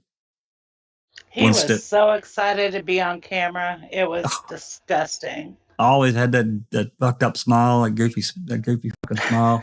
It's like everything's just like, what the fuck? Why are you smiling? You're not even talking to this kid, you know? He's in a lot of trouble. And you need to help him, you know? And but he didn't. He worked against him. This thing he was put there to do that. He was put there to do that, Jack. Obviously. The best thing about that was when that smirk got wiped off of his face when he was on the stand, and they said to him, well, you only spent an hour with Mr. Dassey, but you done 10 hours interviews with the media, and you also said that this and this, and he's like, no, I never said that. Oh, that interview, yeah. His exact words from that interview, and it said it word for word for what the lawyer had just said, and then the camera turns to Drizzen, and the wee smirk that you see on Drizzen's face is, I got you, you bastard, you know what I mean? And I thought, that was brilliant when that happened. Well, I talked a little about this before recently about the 2009 ex parte hearings that we got. I can't get the other one. I really wish I could get it, but it's still sealed for whatever reason. I don't really understand that in this case, but it's still sealed. So that makes no sense. Well, it really doesn't, not at this point in time. But even the one hearing that we got, it's so clear. I mean, this was O'Kelly. You know, going back to Kaczynski and O'Kelly, and we'll get going here in just a second, guys, I promise. O'Kelly already had a defense investigator. His name was David. I don't know his last name. I don't know that we ever knew it. But he gets kind of ran out, and O'Kelly gets brought in. And my opinion is that he was brought in for a reason. Kaczynski was given his name for a reason. And this guy didn't live in. Yeah, this guy didn't live. Yeah, he didn't live there. That's not where he's from. Yeah. Absolutely. And I think he was brought in specifically because he's willing to do whatever the whoever was putting the bill, which basically was the state, told him to do. And he worked against Brendan from day one. Day one, his goal was to get Avery, and it didn't matter if Brendan got sucked into it and in a lot of trouble. He didn't care. So I've never seen a case that is so clear, at least for the defendant, is not released. And Fox didn't do it, and he had clear opportunity to do it in January of 2010, and he completely. Oh my God. He completely just wouldn't do it. You know, the federal has limited because of ADEPA or EDPA, however you pronounce it. They have they've closed the window on how much power they have, how much juice they can have to interfere on a state's decision. And they just made that worse recently, also. They did. They did make it. As I recall. They did make it worse.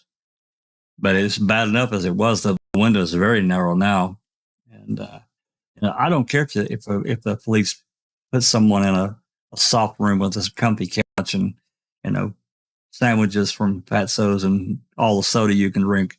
It's complete bullcrap. We need to do some deleting here. Hold on. Yeah. Somebody's got it. Jesus Christ. Yeah, get rid of them, please, and remove those messages. Oh, Yeah, hide them, please.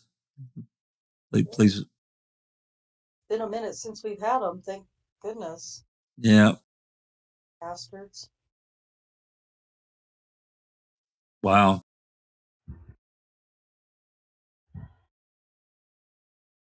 They just popped right in there, didn't they? Like they belong there.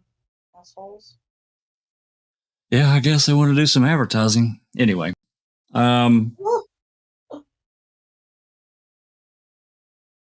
Let's see here. Okay, we've got we still got some pages to go, some more digging to do, some more revealing. Duffin's decision and order. Alice, you want to read a bit? You up for that or no? I could read a bit. Aye, no Okay. problem. Do you have the document, or are you following on my page on the YouTube? No, I've got the document. Yeah, I've got the document. Okay. Well, if there's no more comments from anybody else, got any comments before we move forward? Sheree or Jeff or Well, that was hard to read. That's the only comment I really have. yes. Yeah, Yoga for the Ageless pointed out that Kaczynski was it the first lawyer that waived his preliminary hearing? It was the first lawyer, that Ralph Or guy. was it? Yeah. Halbach's relative. Correct.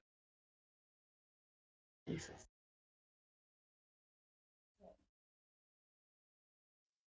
Okay, we're good to go. Alice, you can pick it up there at number E, or letter E, the post-conviction. Okay. E. Post-conviction proceedings. Dassey moved for post-conviction relief. A hearing was held over 5 days beginning on January 15th, 2010. The hearing including testimony of one of Dassey's trial attorneys, the prosecutor, a social psychologist, Kaczynski, O'Kelly, and Richard Leo, an expert on false confessions. The Circuit Court denied Dassey's post-conviction relief on December 13th, 2010. Dassey appealed, and on January 30th, 2013, in an unpublished per circum decision, Per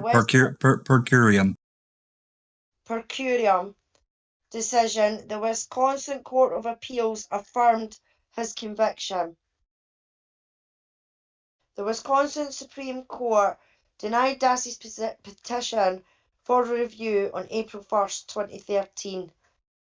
Dassey filed the present petition for a writ of habeas corpus pursuant to 28 U.S.C. on October 20th, 2014. After Dassey consented to have a magistrate judge resolve his petition, the court reviewed the petition in accordance with Rule 4 of the Rules Governing Section 2254 cases and ordered the respondent to answer the petition. The respondent likewise consented to have this court resolve the petition. Therefore, in accordance with the case law, having received the consent of all parties, this court may order the entry of judgment, and in this case, briefing is concluded and the matter is ready for resolution. 2. Standard of review. With the passage of the Anti-Terrorism and Effective Death Penalty Act, Congress dramatically changed the federal court's role in reviewing the judgments of the state criminal courts. ADEPA erects a formidable barrier to federal habeas relief for prisoners whose claims have been adjudicated in state court. Under a federal court may grant a writ of habeas corpus only when the state court's adjudication of the petitioner's claim on the merits 1. Resulted in a decision that was contrary to or involved an unreasonable application of clear established federal law as determined by the Supreme Court of the United States, or number 2, resulted in a decision that was based on an unreasonable determination of the facts in light of the defense presented in the state court proceedings. Under 2254 D1, a state court decision is contrary to clearly established federal law if the state court applies a rule different from the governing law set forth in the United States Supreme Court cases, or if it decides a case differently than the United States Supreme Court has done on a set of materially indistinguishable facts. A state court decision is contrary to federal law if the state court either incorrectly laid out governing Supreme Court precedents or, having identified the correct rule of law, decided a case differently than a materially, factually indistinguishable Supreme Court case. Under the unreasonable application clause, a federal habeas court may grant the writ if the state court identifies the correct governing legal principle from the United States Supreme Court's decisions that unreasonably applies that principle to the facts of the prisoner's case. The Supreme Court's holding must provide a clear answer in the petitioner's favour. Novel arguments for the expression of constitutional rights or arguments depending upon the decision of any court other than the United States Supreme Court do not merit federal habeas relief. Moreover, a court may rely upon only the Supreme Court's holdings, not its dicta. Under 2254 D2, a state court's decision involves an unreasonable determination of the facts if it rests upon facts finding that ignores the clear and convincing weight of the evidence. If the state court adjudicating the petitioner's claim on its merits, a federal court cannot grant a petitioner habeas relief merely because the federal court disagrees, or even strongly disagrees. The state court's decision strongly disagrees with the state court's decision. 2198, 2015, a federal court is required to afford substantial deference to the findings and decisions of the state court. Cites the laws. For a federal court to grant habeas relief, a state court's decision must not be merely wrong, but so wrong that no reasonable judge could have reached that decision. More specifically, to grant relief under 2254 D2, the petitioner must meet the demanding but not Insatiable standard US 23-240 2005 of showing any reasonable fact finder would reach a conclusion other than that reached in the state court. This substantially restrains upon the authority of the federal courts and is intended to further the principles of committee, finality, and federalism. The limitations are designed to ensure that the state court judgments are accorded the finality and respect necessary to prevent the integrity of legal proceedings within our federalism. Moreover, the Supreme Court has said that state courts are adequate forums for the vindication of federal rights. State judges, like federal judges, have the solemn responsibility to safeguard constitutional rights, and there is no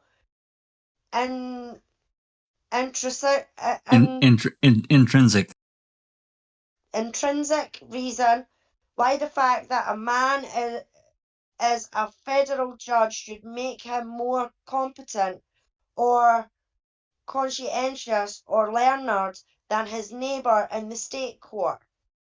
The federal habeas review thus exists as a guard against extreme malfunctions in the state criminal justice system, not a substitute for ordinary error correction through appeal. Number 3, Dassey's claim. Dassey's petition for a writ of habeas corpus contains 2 claims for relief. First, Dassey claims that he was denied his Sixth Amendment right to the effective assistance of counsel. Second, Dassey claims that his March 1st, 2006 confession was obtained in violation of the Fifth Amendment. A. Ineffective assistance of counsel. In all criminal prosecutions, all accused shall enjoy the right to have the assistance of counsel for his defence. U.S.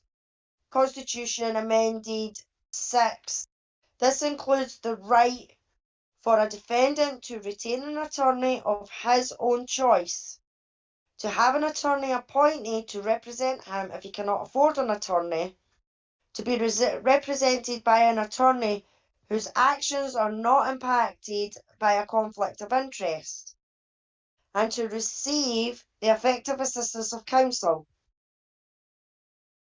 When a convicted defendant alleges that his Sixth Amendment right to counsel was violated due to the conduct of his attorney, the claim most commonly alleges that counsel was ineffective under Strickland. Under Strickland, a defendant must demonstrate both that his attorney's performance was deficient and that the deficient performance prejudiced the defendant.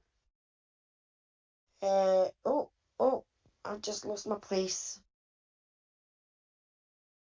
Oh God, it's went way up. What page are we on, Jack? Page 48. You're about mid sentence on page 48. Right, 48. My laptop just my tablet just went all funny and put me away back up to 20 something. I was like, oh no. Right, 48. Strickland. Yeah, there we go. And that the deficient performance prejudiced the defendant encompasses a wide variety of attorney errors and misconduct. In its decision granting Kaczynski's motion to withdraw from the case, the trial court found that Kaczynski's performance was deficient under Strickland when he allowed investigators to interrogate Dassey without an attorney present. On appeal to the Wisconsin Court of Appeals, however, rather than seeking relief under Strickland, Dassey sought relief under the more forgiving Sullivan standard, arguing that Kaczynski acted under a conflict of interest when he assisted the prosecution in obtaining evidence against Dassey. Dassey argued that Kaczynski's conflict of interest adversely affected him because it led to Kaczynski's failure to attend the May 13, 2006 interrogation. That unconcealed interrogation led to Dassey's recorded phone call with his mother, which was used to his detriment at trial. The Wisconsin Court of Appeals found that Dassey failed to show that Kaczynski had a conflict of interest. It also concluded that Dassey had failed to draw a viable link between Kaczynski's actions and any demonstrable deterrent to him. Oh my God, man! Even What that. the fuck? Exactly, Susan. How can they write that line? Or how did they? Yeah. Yeah. Well, I mean, they set the meeting up for Brendan to be interviewed without his lawyer and this snake, Kaczynski or O'Kelly, there to help the police. And they didn't see any demonstrably detriment to him. Are you kidding me? Are you kidding me? Yeah. Jesus. Are you kidding me? No doubt. They just all they did was use the wrong standard. Instead of conflict of interest. They should have used they used the wrong standard. That's all it was. They should have used the Strickland standard instead of the Sullivan. Right. Yeah. Fucking judges knew it too. But of course they did. Of course they did. All right, continue. It stated that there was no indication that Kaczynski's alleged conflict had any adverse effect at the suppression hearing, nor did the search warrant obtained pursuant to the information Kaczynski provided to the prosecution yield any evidence. It did acknowledge that the jury did view a brief video clip of Dassey's post-interview telephone conversation with his mother. Significantly, though, the state properly introduced it only to rebut Dassey's testimony on direct that the acts to which he admitted didn't really happen, and that his confession was made up. The Court of Appeals concluded that voluntary statements obtained even without proper Miranda warnings are available to the state for the limited purpose of impeachment and rebuttal. Dassey set forth 3 arguments regarding the Wisconsin Court of Appeals decision regarding his ineffective assistance of counsel claim.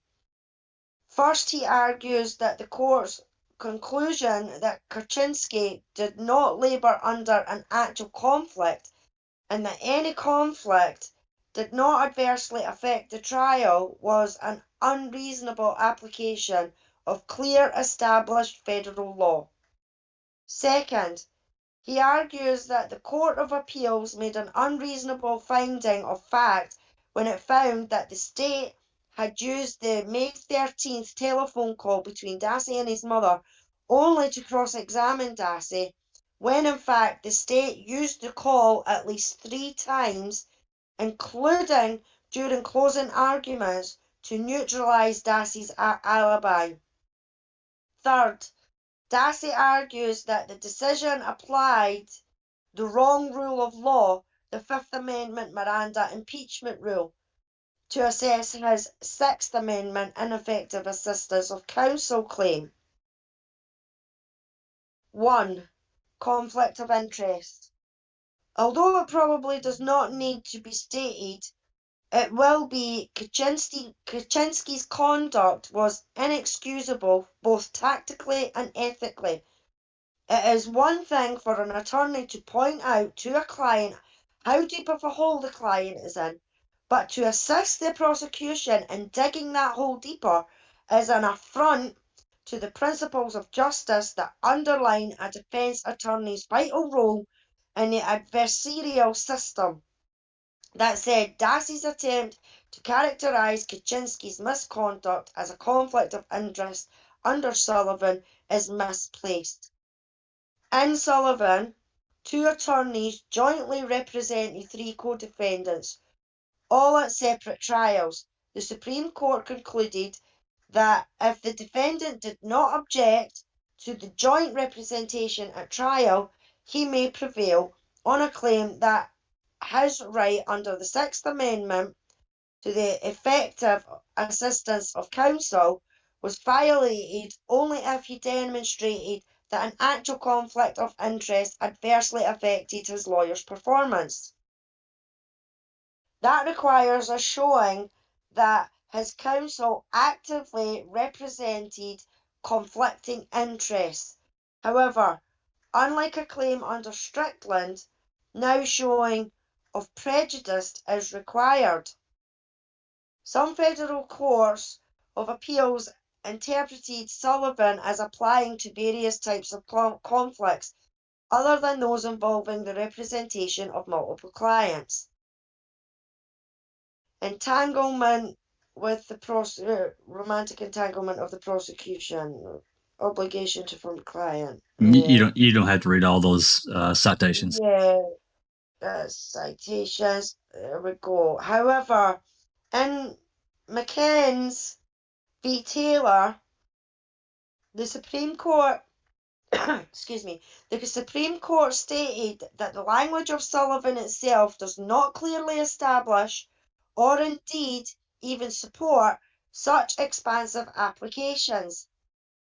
As stated in McCann's, Sullivan stressed the high probability of prejudice arising from the concurrent representation of multiple clients and the difficulty of proving that prejudice. Not all attorney conflicts present comparable difficulties. The purpose of the Sullivan expectation to the ordinary requirements of Strickland is to apply needed prophylaxic in situations where Strickland itself is evidently inadequate to assure vindication of the defendant's Sixth Amendment right to counsel.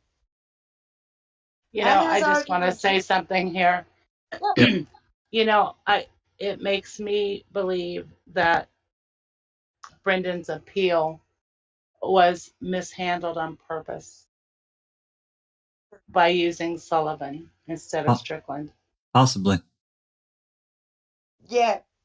The attorneys had to know this shit. Come on.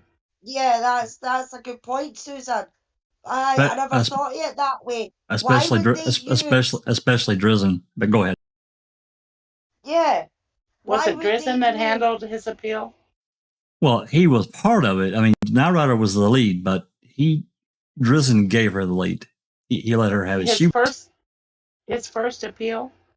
His first appeal. Yeah, they took over his case in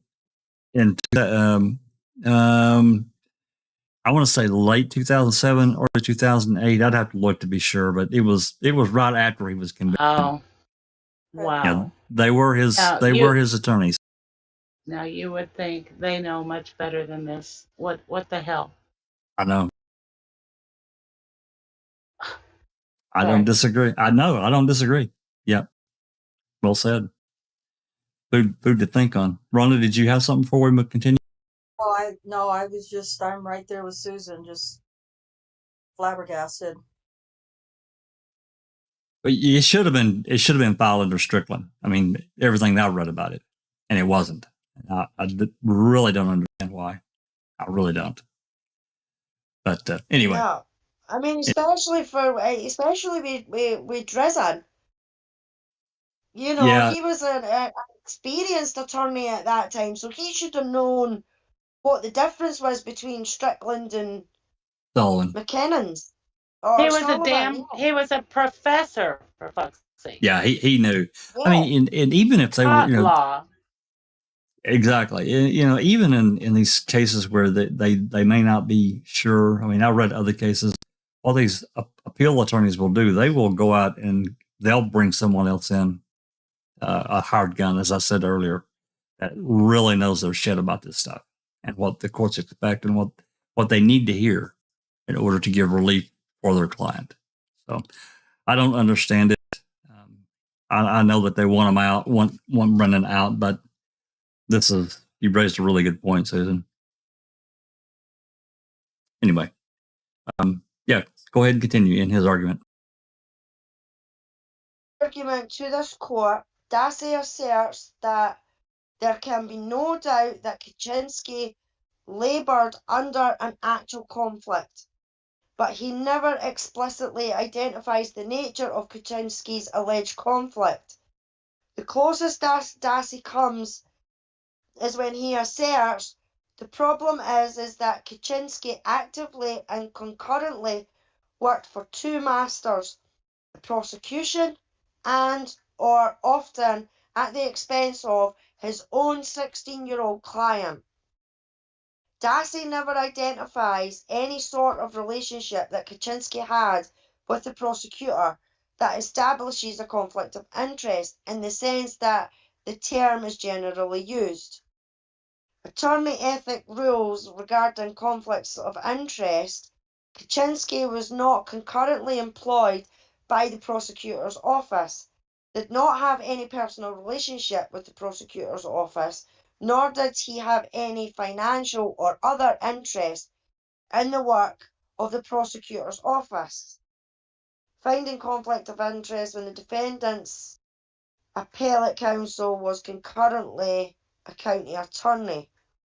The case upon which Dassey primarily relies is an unpublished district court decision from the Eastern District of Michigan that does not even refer to Sullivan.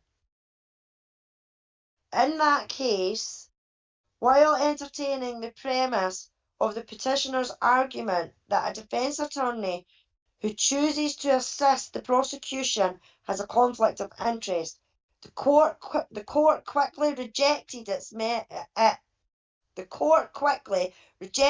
its merit.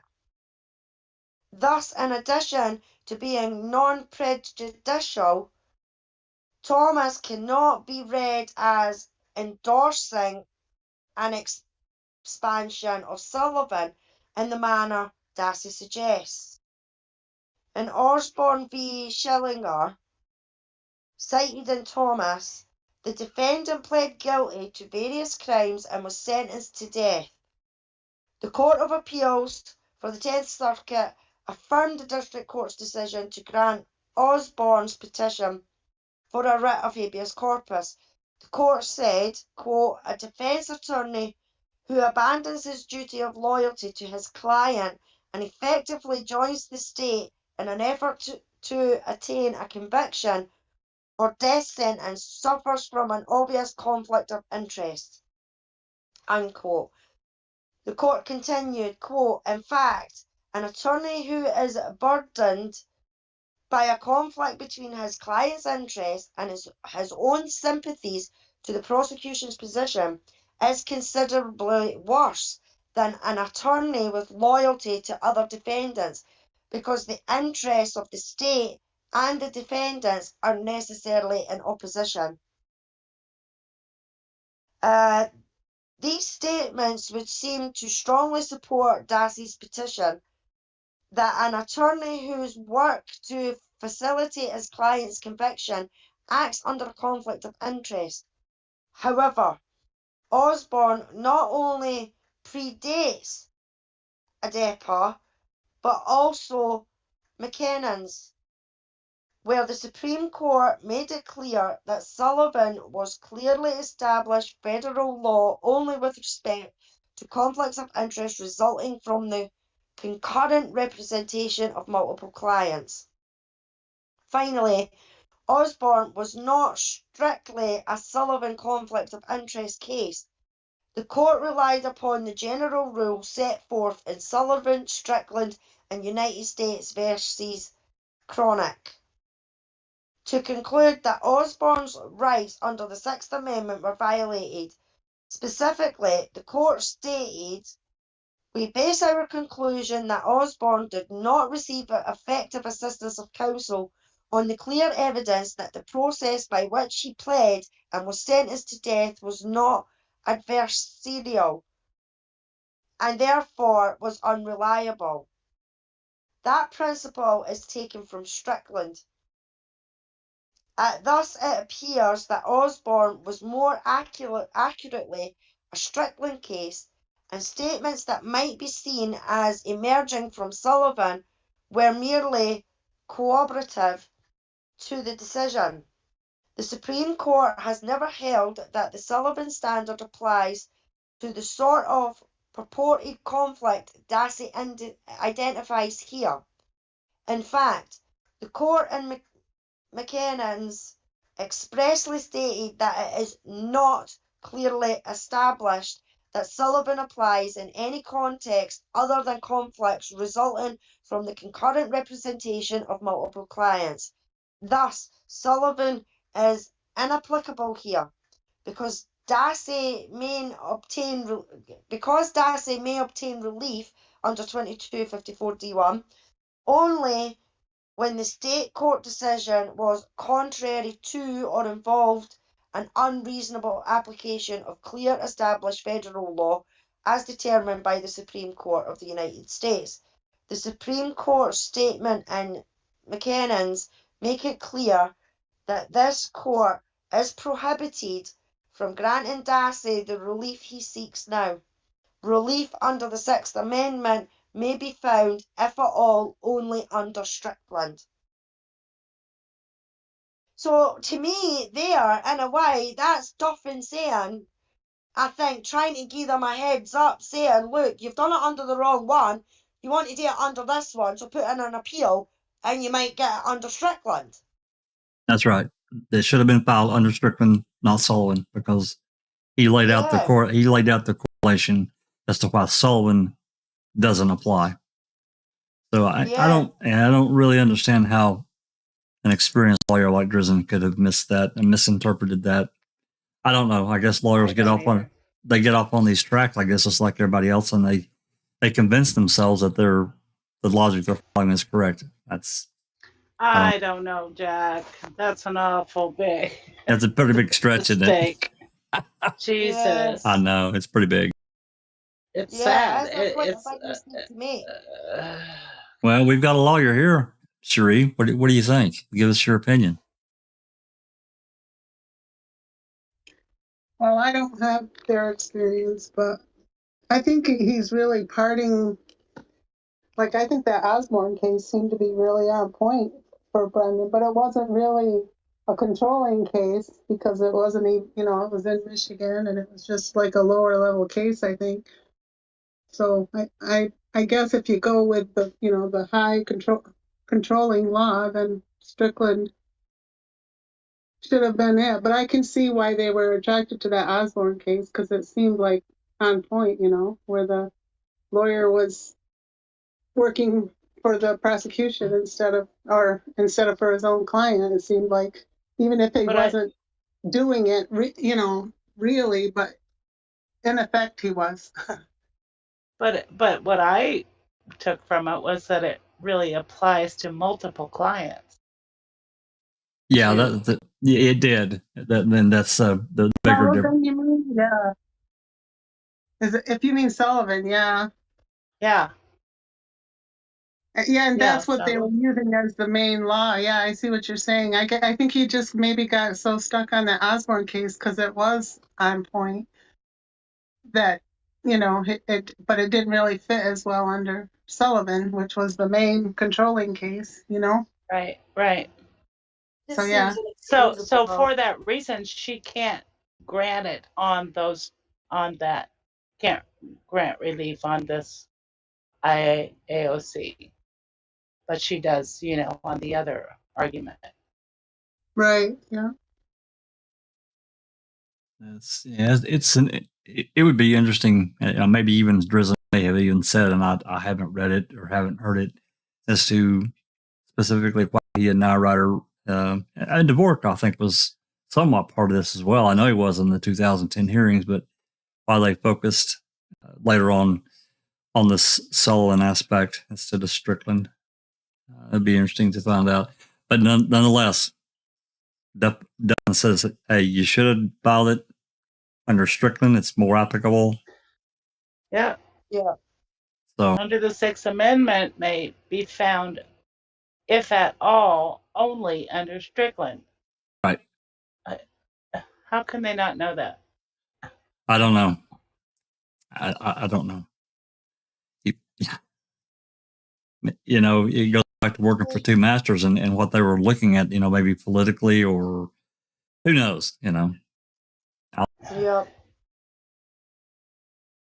Okay, It's something I hadn't realized previously. Yeah. Yeah. Okay.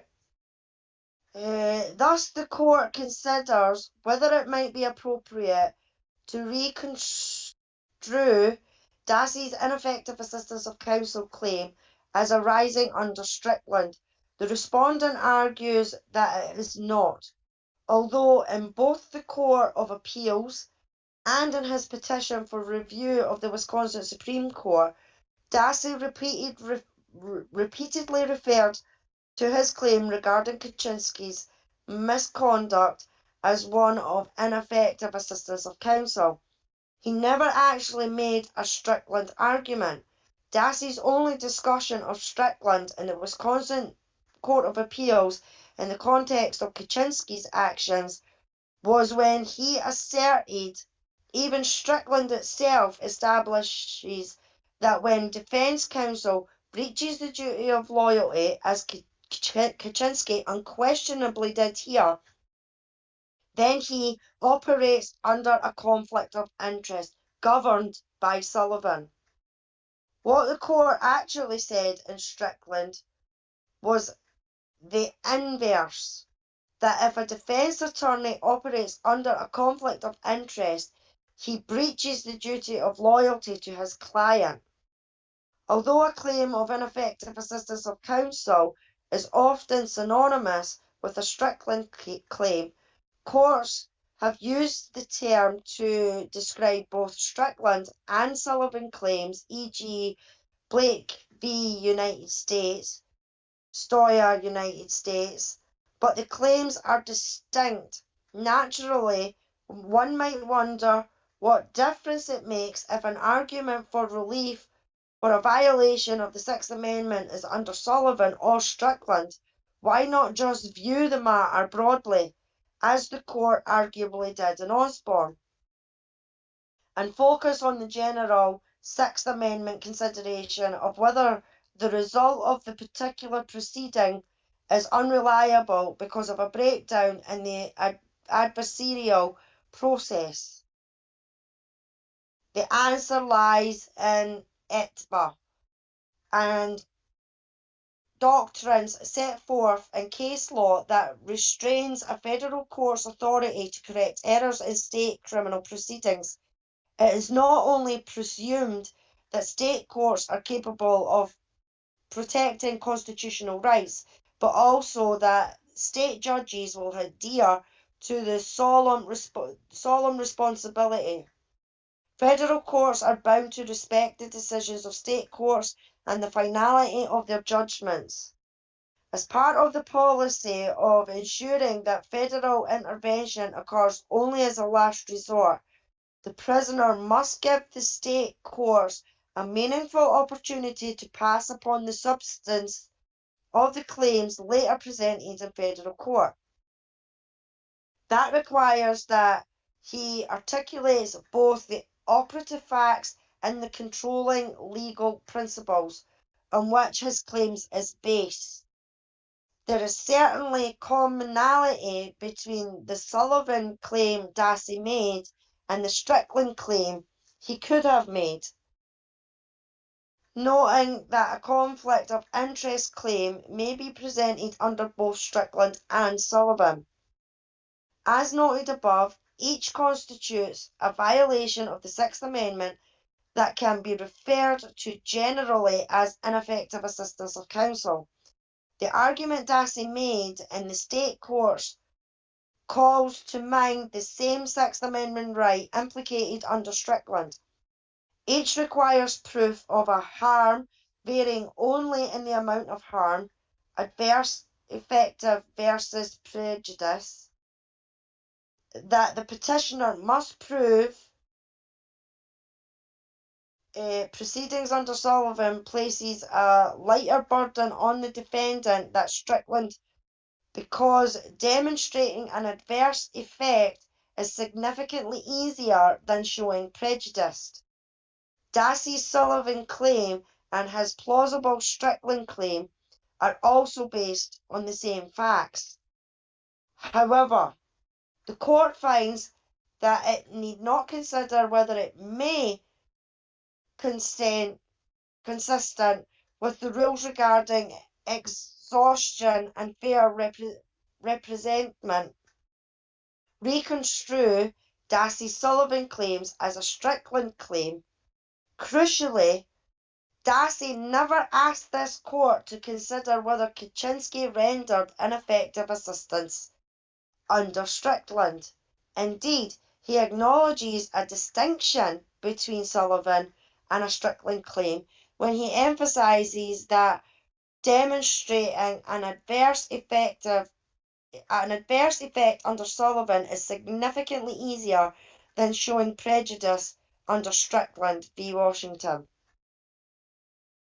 Even after the respondent noted that Sullivan was not clearly established federal law for the claim Dassey presented, Dassey made no argument that his claim ought to be alternatively construed under Strickland. Dassey's argument has been consistently and exclusively under Sullivan.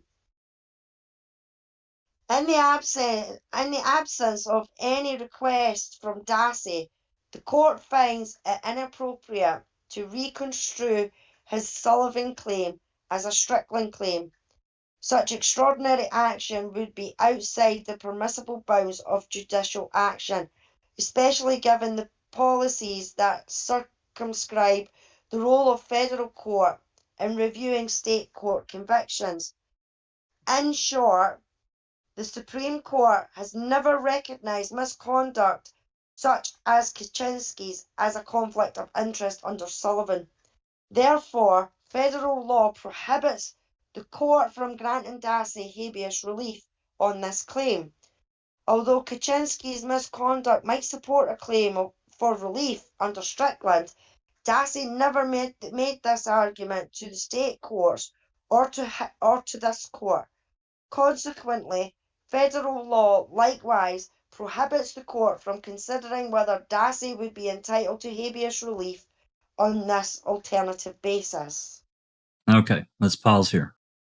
You've got close to 20 pages, so let's break and dissect that a little further. I'll let someone else go first that wants to talk. Go ahead. I'd just say this is so frustrating that it's obvious that he would have gotten relief if they had chosen Strickland. I think so. Over Sullivan. I think and so. This judge knows it, and his hands are tied. Her or him? The woman, right? Duff. Well, this is Duffin. So No, it's him. Duffin. No, him. His hands are totally tied, but he knows, right? I mean, God. Well, yeah, he knows they have a valid argument. They just applied the wrong statute. Yeah. So that's ineffective assistance of counsel right there, for fuck's sake, because they did it wrong. Yeah. But thank God they had another claim. Yes, it is. That he was able to grant relief. To give relief. Yeah, we're fixing to get to that here in a minute. Yeah. That's all I got to say. Alice, you have something to say about what you just read? How can they not see that? I mean, what baffles me is how Drizzen and that missed the Strickland v.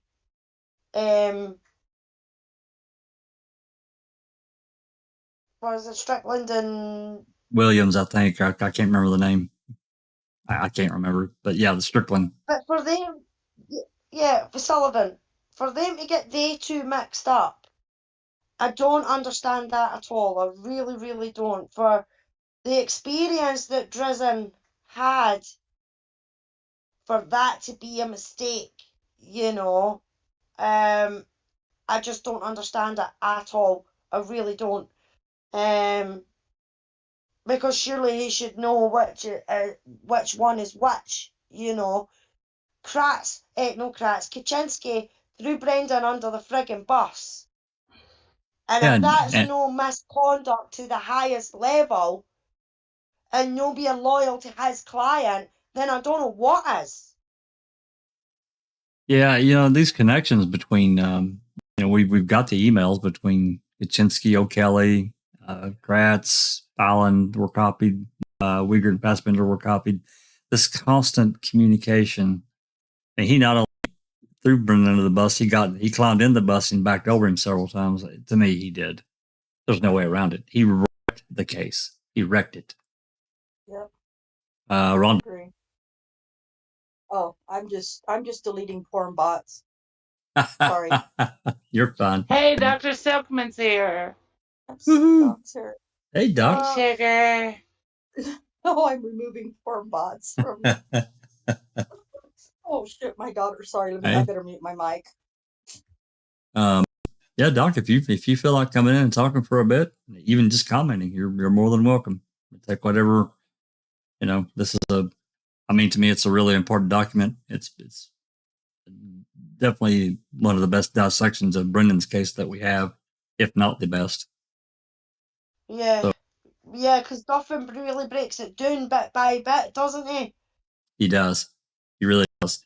And he explains, that was a lot of legalese that you just read through. It's tough reading. It's tough understanding. But, we're not lawyers, but I think we can grasp it. I mean, I don't know those cases like, I'm sure Duffin is very knowledgeable about the cases that he cited. He's listed in there, so he's done his research. And he listed the, where it's at, so it can be found for, that this being turned into a legal document. So he's very aware of, these various cases, whereas we're not as aware. I'm sure that, Sharia in her work, she probably has to do some of the same stuff or has been around people that are doing the same kind of thing. But that doesn't mean as regular people that we can't grasp it. And knowing these connections that I just don't understand, these connections through these emails and these various things that of what Kaczynski did. He did it from day one. And, he basically burned 6 months of Brendan's case from March until the end of August. See, that's 3 and basically 6-7 months he burned of his time he did not have to defend himself and wrecked it in the process. Yeah. Rhonda ST in chat, she says, in this country, we have barristers that present court documents and court arguments on behalf of solicitors. I don't know how it works in the US. On you go, Susan. I was just going to say, I think your solicitors are the same as our investigators. I've heard that. Yeah, a solicitor is a lawyer. It's just basically a lawyer. An investigative lawyer, though, right? Yeah, they'll get the documents that you need. They'll do, they'll talk to the people that they need to talk to. I mean, this is just done in England. This isn't in Scotland. Scotland doesn't have barristers like they do in England. I mean, they still have people with the wigs and that, but what happens is the solicitors, the lawyers, gather the information, the documents and everything like that. Then they pass it on to a barrister. And then the barrister is the one that goes into the courtroom and argues the case in the courtroom in front of the judge and in front of the jury. Right. Right. Right. Okay. Yeah. Thanks for that explanation. Yeah, Doc, that's fine. We totally understand. We hope you get to feeling better, and you're on a high dose of medication, so completely understand. Okay. Absolutely. I'll, Get well, Doc. Yeah, absolutely. We miss you. Everybody does. All right. So this next part, I'll take a swipe at some of this. Won't throw it all on the ladies to read. So I'll read the next section here, and then we can go back through and see who else we can get.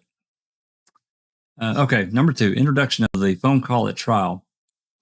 When discussing the significance of Dassey's May 13 call to his mother, the Court of Appeal said, quote, significantly, though the state properly introduced it only to rebut Dassey's testimony on direct, that the acts to which he had admitted didn't really happen, unquote, and that his confession was made up. Dassey argues that the Court of Appeals found as a factual matter, the May 13th telephone call was only used to cross-examine Brenda.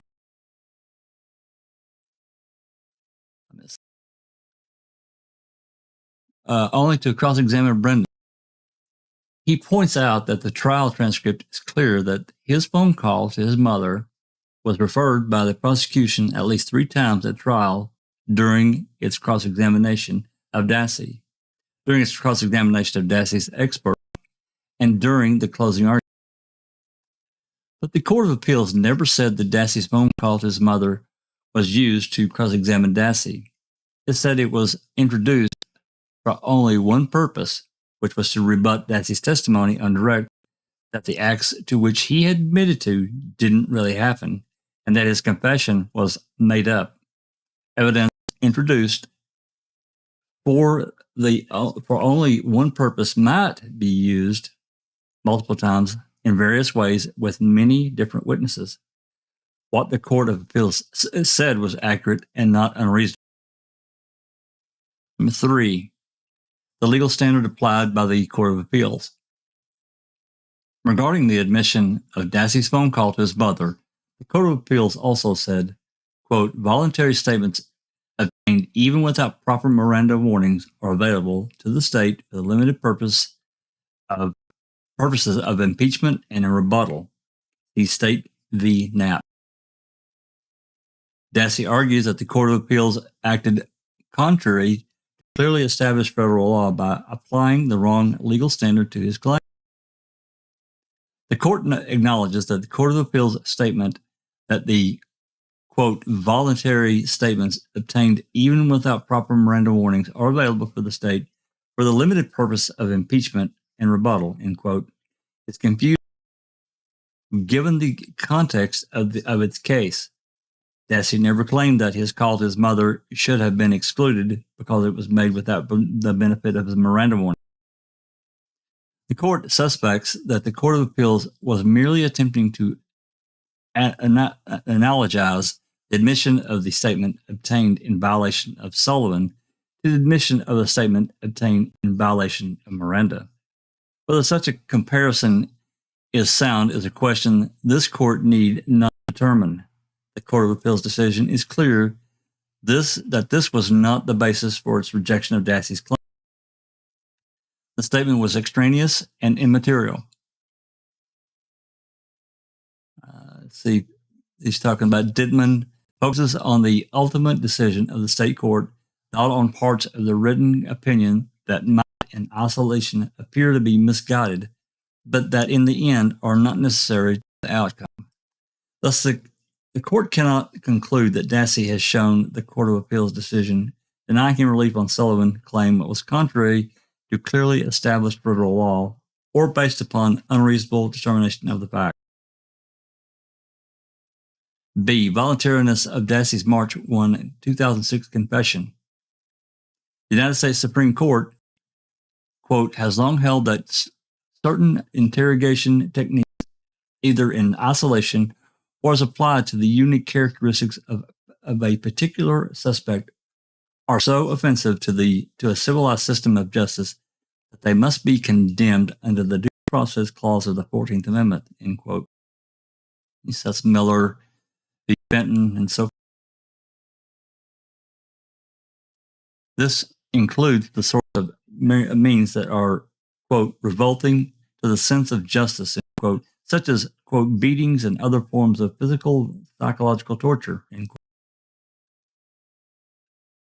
Quoting Brown, but the Constitution prohibits far more than barbaric and torturous conduct.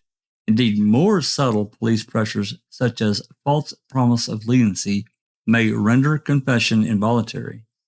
The United States versus Valentino, I think that's pronounced.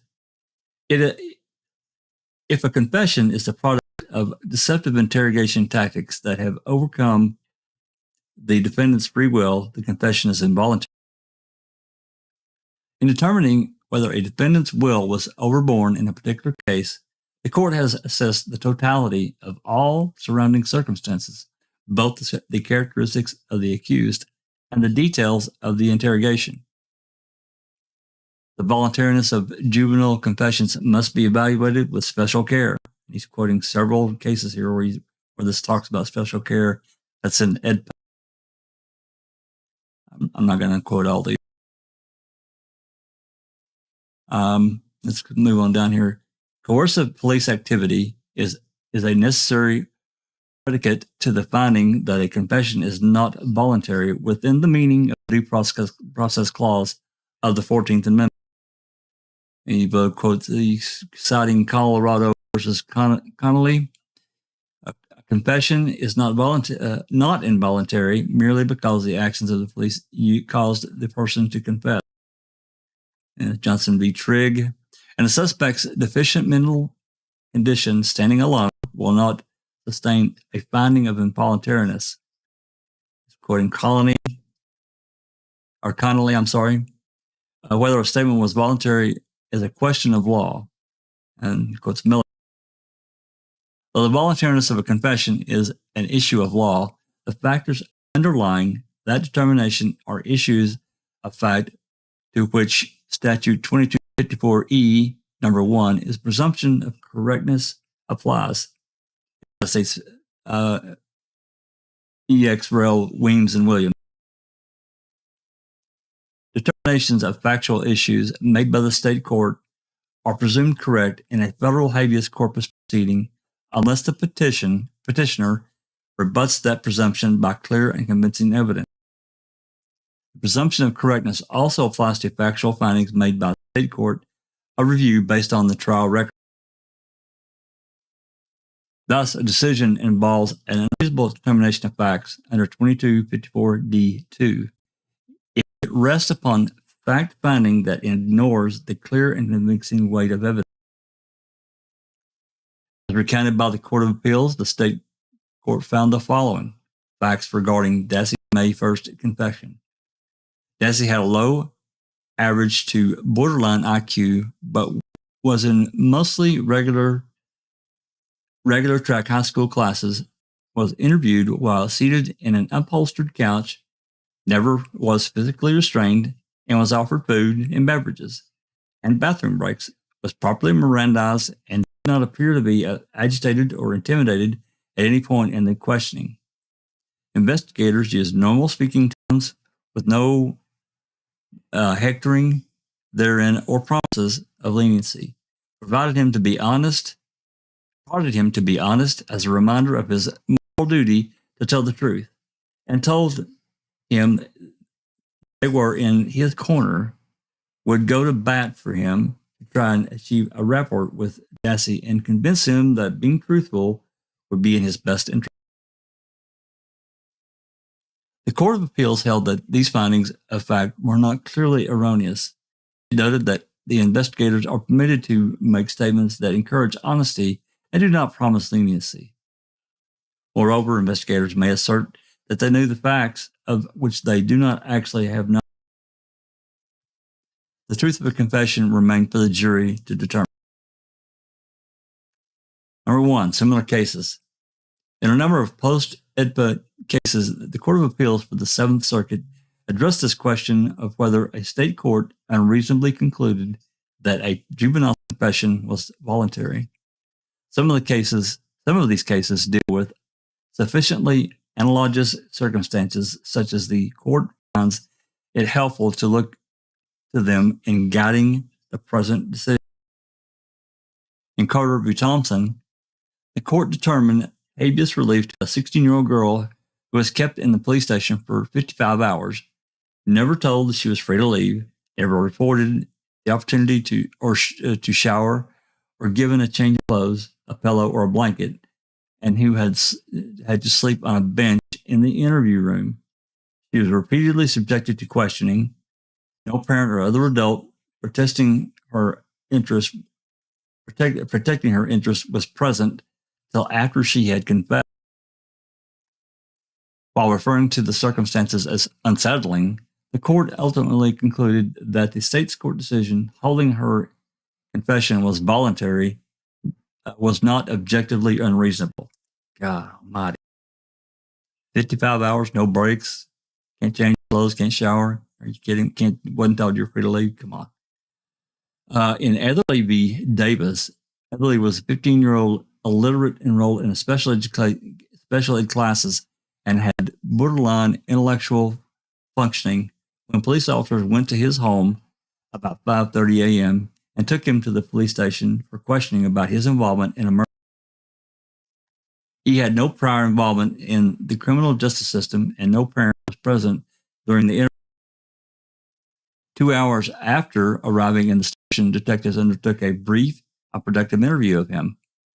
After a uniformed officer took Etherly to the restroom, Etherly informed the detectives that the uninformed officer had told him that he had an obligation to tell the truth and that it would go better for him in court if he helped police to locate the guns.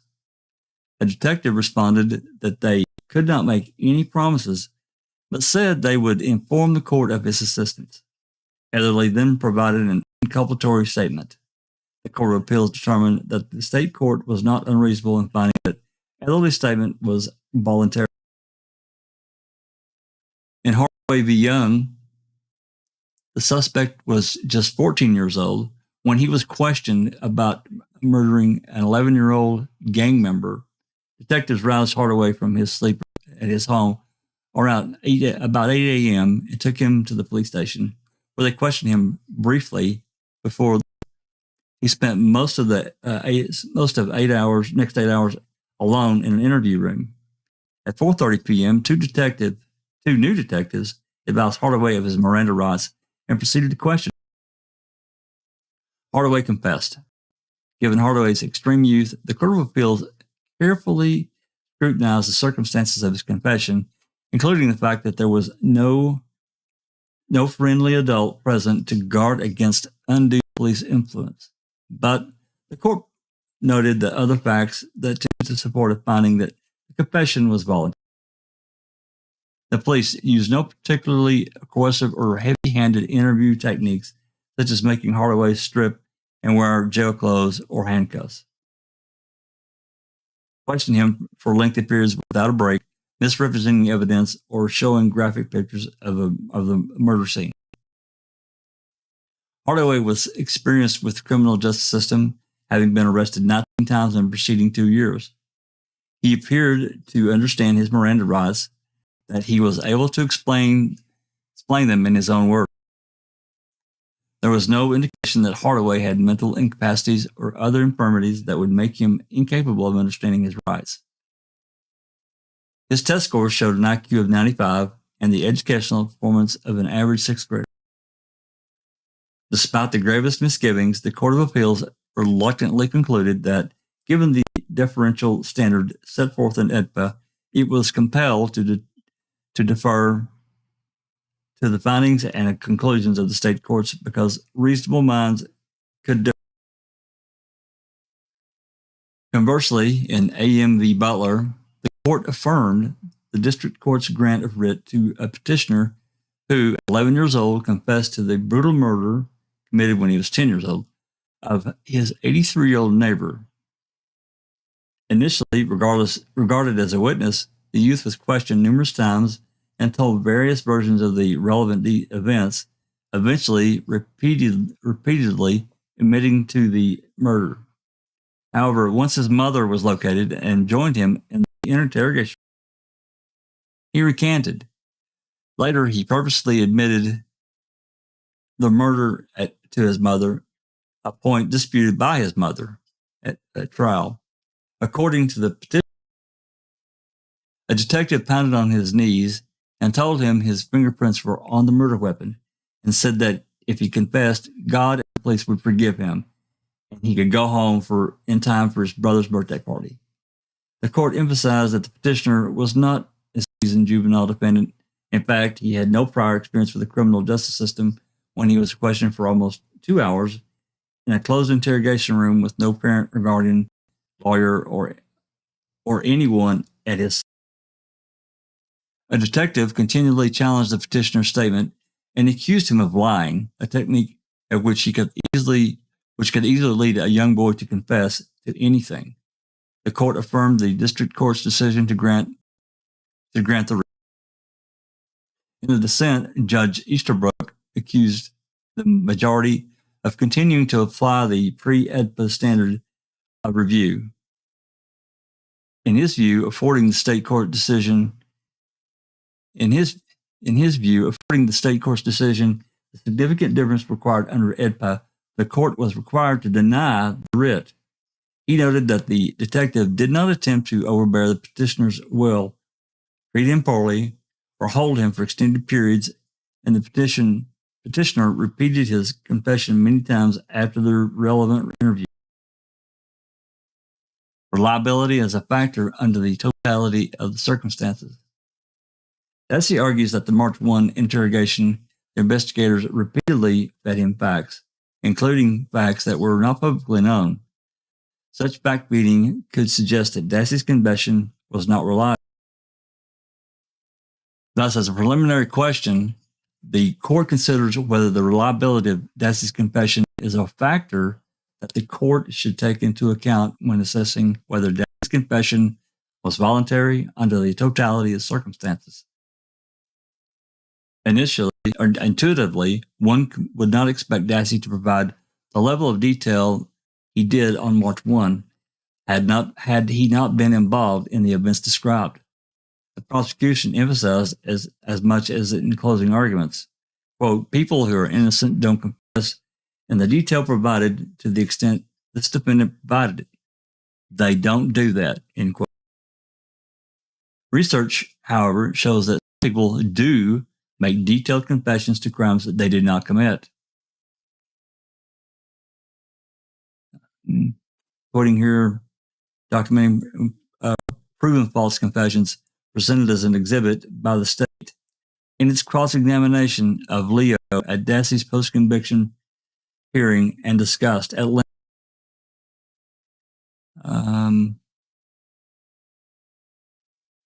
The substance of false confessions, quotes this here, examining multiple cases where individuals confessed to crimes for which they later exonerated by DNA testing, noting that many of the false confessions, including details about how the crime had occurred, study relied upon by Leo in his testimony at Dassey's post-conviction hearing. Moreover, false confessions are especially likely among juveniles and persons with low IQ.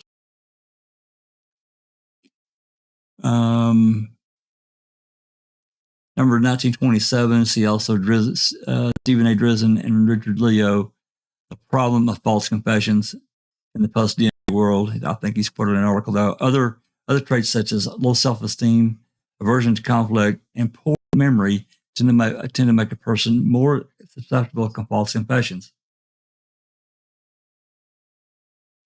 One explanation for the level of detail in a false confession is that the suspect learned the details through the media, family, friends, or from investigators as part of the questioning process. See generally Brandon I. Garrett, The Substance of False Confessions. Yonda's testimony regarding Dassey's exposure to media coverage and the family discussions of the case The investigation and prosecution of Avery garnered significant media attention in Wisconsin and nationally. See Kevin Bradley, the Halbach case. That's some more things there. All the Herald Times reporter from Manchester. Prosecution says the details for Dassey provided were corroborated by other evidence. However, the details that Dassey provided were predominantly either matters that he had publicly disclosed or could be readily surmised from the facts. For example, long before Dassey's March 1 confession, it had been reported in the media that Halbach's RAV4 was found in a salvage yard, particularly concealed by branches and a car hood, that her remains were found in the Dassey burn pit along with remnants of clothing, that Dassey burned tires on the night Halbach was last seen, that 11 rifle casings were found in Avery's garage, that 2 rifles were recovered from Avery's bedroom, that a key to Halbach's RAV4 was found in Avery's bedroom, that the key had Avery's DNA on it, that Avery's blood was found in the Halbach's RAV4, and that Halbach's blood was found in the cargo area of the RAV4. Certain other details, such as the fact that Halbach had been shot in the head and that the battery to the RAV4 had been disconnected, apparently had not been publicly disclosed on March 1, 2006. However, how Dassey came to say that Avery shot Halbach in the head offers perhaps the strongest indication that Dassey was, as he later would claim, at times guessing at the answers in an attempt to provide investigators with information that they said that they already knew.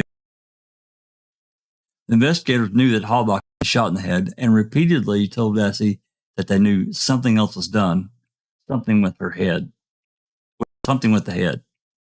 Dassey first said that Avery had cut off her hair, his inflection suggesting more a question than a statement. After more prompting from the investigators, he then said Avery punched her. Yet more prompting led to Dassey saying at Avery's direction, he cut Avery's Halbach's throat. Despite more prompting, eventually Dassey said, "That's all I can remember." Having unsuccessfully gotten Dassey to tell them that Halbach had been shot in the head, much less who had shot her, Wingert finally said, "All right, I'm just going to come out and ask you, who shot her in the head?" "He did," Dassey replied. When asked why he did not say so earlier, Dassey said, "Because I couldn't think." Thereafter, the details of the shootings emerged and perhaps evolved in a similarly protracted fashion. Initially, Dassey told the investigators that Avery shot Halbach twice. Then it was 3 times. Later, after Fassbender said, "Remember, we got a number of shell casings that we found in the garage," Dassey said that Avery shot Halbach about 10 times while she was on the garage. Wingert responded, "That makes sense. Now we believe you." Dassey's description of where the shooting took place was also an evolution. He first told investigators that the shooting occurred outdoors and that Halbach was never in the garage. Then he told them the shooting occurred in the garage. Specifically, Dassey said Halbach was in the back of her RAV4 when shot. But immediately thereafter, he said that she was shot on the garage floor when she was shot. Finally, only after Fassbender's highly leading questions did Dassey acknowledge that Avery went under the hood of Halbach's RAV4. When Fassbender asked Dassey what else he and Avery did to the RAV4, he could not muster the answer Fassbender was looking for until Fassbender asked, quote, "Did he go and look at the engine? Did he raise the hood or anything at all like that?" End quote. Dassey responded affirmatively, but when pressed for additional details, he could offer. Instead, all I could say was, quote, "I don't know what he did, but I know he went under," end quote. The investigators used the leading questions and disclosure of non-public facts makes it difficult to evaluate whether Dassey really knew the facts or was simply agreeing with the investigators. He's talking about Leo's testimony. In parentheses here, noting that police training materials emphasize that to enable later evaluation of whether a statement was true, interrogators should not provide the suspect with non-public details or ask leading questions of crucial points. Based on its review of the record, the court acknowledges significant doubt as to the reliability of Dassey's confession. Crucial details evolved through repeated leading and suggestive questioning and generally stopped changing only after the investigators in some manner indicated to Dassey that he finally gave the answer they were looking for. Reportedly, corroborative details could have been the product of contamination from other sources, including investigators' own statements and questioning, or simple logical guesses rather than actual knowledge of the crime.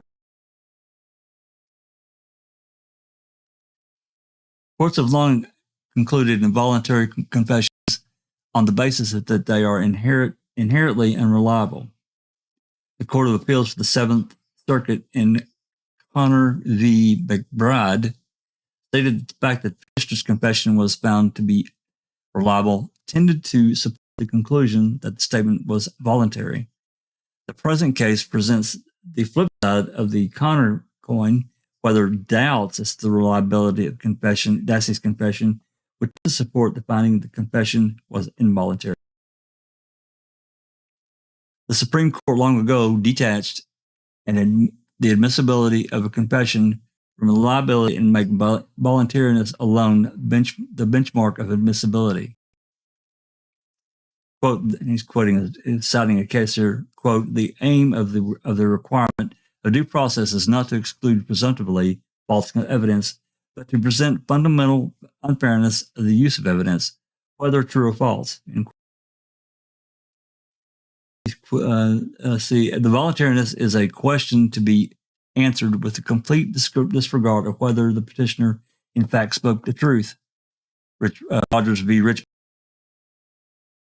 Accordingly, from a constitutional perspective, if a person voluntarily but falsely confesses, it is the jury, not the court, that serves as the check against innocent person being convicted of a crime he did not commit.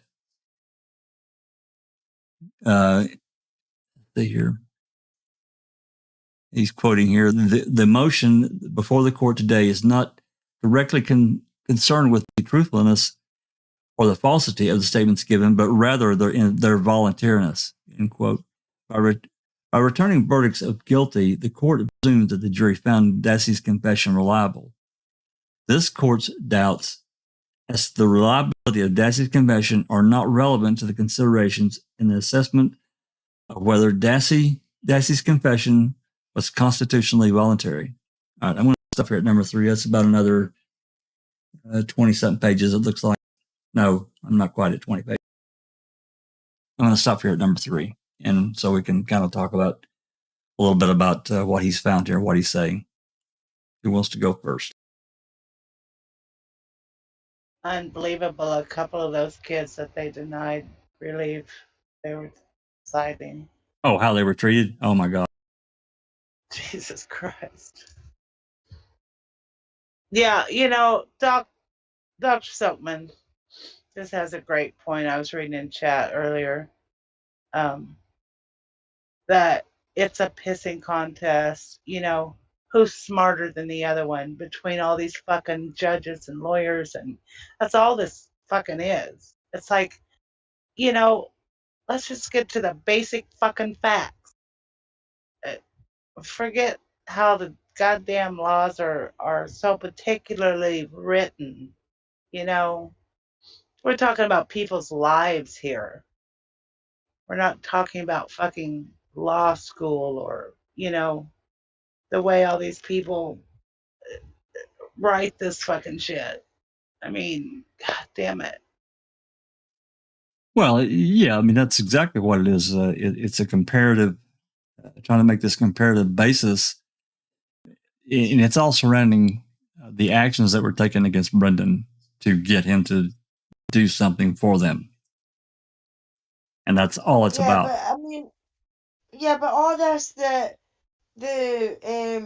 with that EPTA law that yous have got, I mean, people are human and people are going to make mistakes.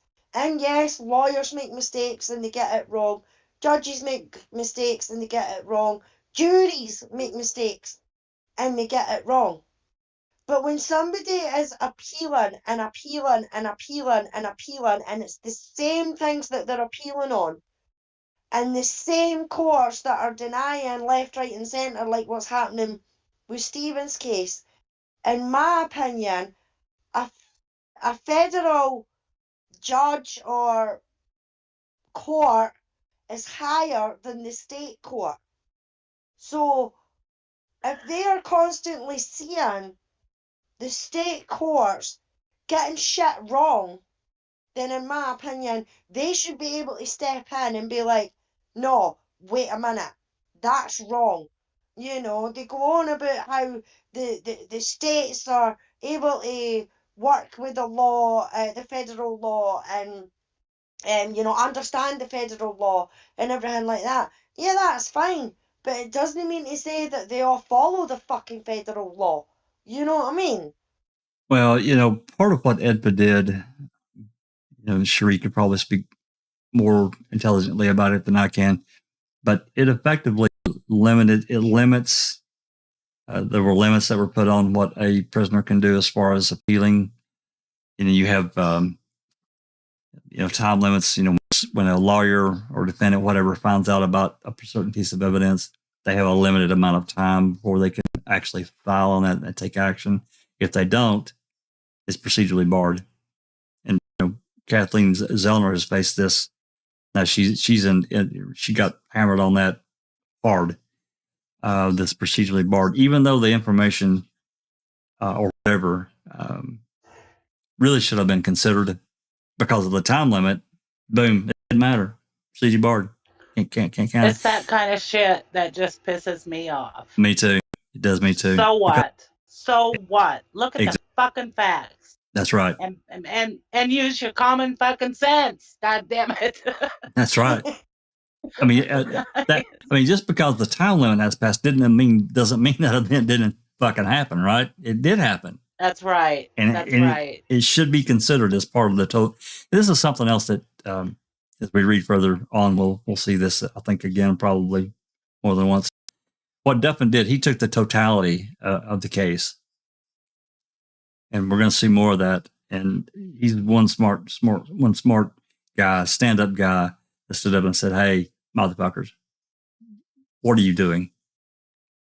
Yeah. But yeah, again, Alice, kind of answer your question. I can understand there has to be some control over how many times a prisoner can appeal. Otherwise, it just becomes one appeal after another or the same issue. And there has to be some control over that. With that said, when you get this procedurally barred thing, let's just take this example. And they file on it. Let's say they find out a piece of evidence, whatever, and it gets filed, and the court denies it. Then, after a period of time, something else gets found that's tied to that piece they've already filed on that makes it even more reliable or whatever, more true. They can't use that prior piece to tie in with the new piece because it's procedurally barred now. So I'm saying it's so fucked up. And I agree with Susan. It's complete bullshit.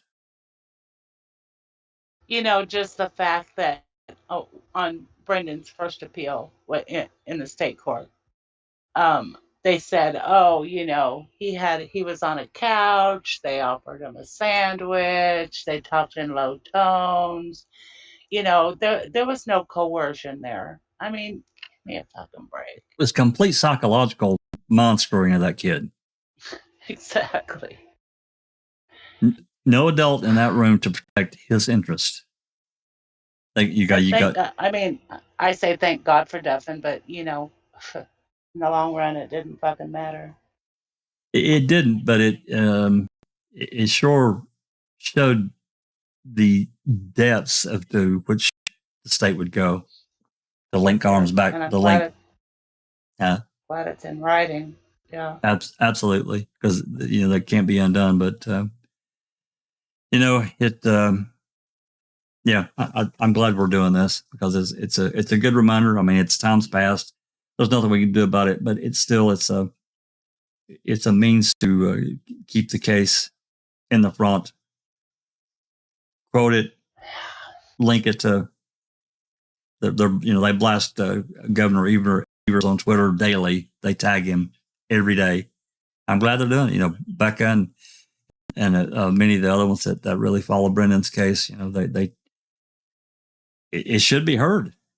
He should take action for. I don't know if he's going to get elected again, but regardless, he's only got X amount of days to free him, and he can do it. I mean, he might take some heat over it. So what? Take the heat, man. Stand up and do your thing. Never Anyway, happened. all right. Anything else before we continue? We good? Rhonda just mentioned Glossop. The Richard Glossop case. Yeah, his execution date is next month. Oh my God, that case there. That's an Oklahoma case, isn't it? Yeah, sure is. Yeah, they really like to kill people there. We just had that independent team of lawyers that looked at the case and presented it, in Oklahoma City and said that, the guy didn't do it. And then they said his execution date, Yep. For the fourth time. For the fourth time. He's going to the death chamber for the fourth time in September if they don't do the right thing. You talking about a psychological mind screwing? Can you imagine? I can't even imagine. If you're going here, you got to wait a certain amount of time to die. Oh my God, that was crazy. All right, Anyway. I haven't asked Cherie. Cherie, do you want to read? And this is a work day for you. I didn't know. I wasn't going to ask you, but you're here, and if you feel like it, it's fine. If you don't, then it's going to be Susan's turn again. Yeah, I can try a few pages. Okay, you just see. You pick up there at number 3. Pick up there at number 3 whenever you're ready. You read whatever you feel like reading, and we can break and move on. Okay. Analysis of Dassey's confession. The court must look to all relevant facts to determine whether Dassey's March 1st confession was voluntary. The interview occurred midday rather than in the early morning hours, see Etherly v. Davis, or at a time when Dassey might expect to be asleep. The questioning was not particularly prolonged, although Dassey was in the interview room from about 11 a.m. till 4 p.m. The relevant questioning spanned less than 3 hours. Dassey was left alone for less than 2 hours, the longest single stretch being about 50 minutes. He was offered food and beverages. Although the interview occurred in a police station, it was a soft interview room with carpeting, upholstered furniture, as opposed to a room with an uncarpeted floor, a hard table, and chairs. Uyghur advised Dassey of his rights under Miranda, including the right not to answer questions, to stop the questioning, and to have an attorney appointed for him. Sorry, I was following on YouTube. I apologize. I got behind. That's okay. Okay, trying to find out where I am now. And present during any questioning. Is that correct? Yes. Okay. Dassey exhibited no signs of agitation or distress throughout the interview. He sobbed only after being told he was under arrest. The investigators maintained calm tones and never using aggressive or confrontational tactics. If these were the only relevant facts, they would tend to support a finding that the March 1st confession was voluntary. But when assessed against all the circumstances of Dassey's interrogation, these facts are overshadowed by far more consequential facts. For starters, Dassey was a juvenile, only 16 years old at the time of his confession. Also significant is the fact that investigators questioned Dassey without the presence of a parent or other adult looking out for his interests.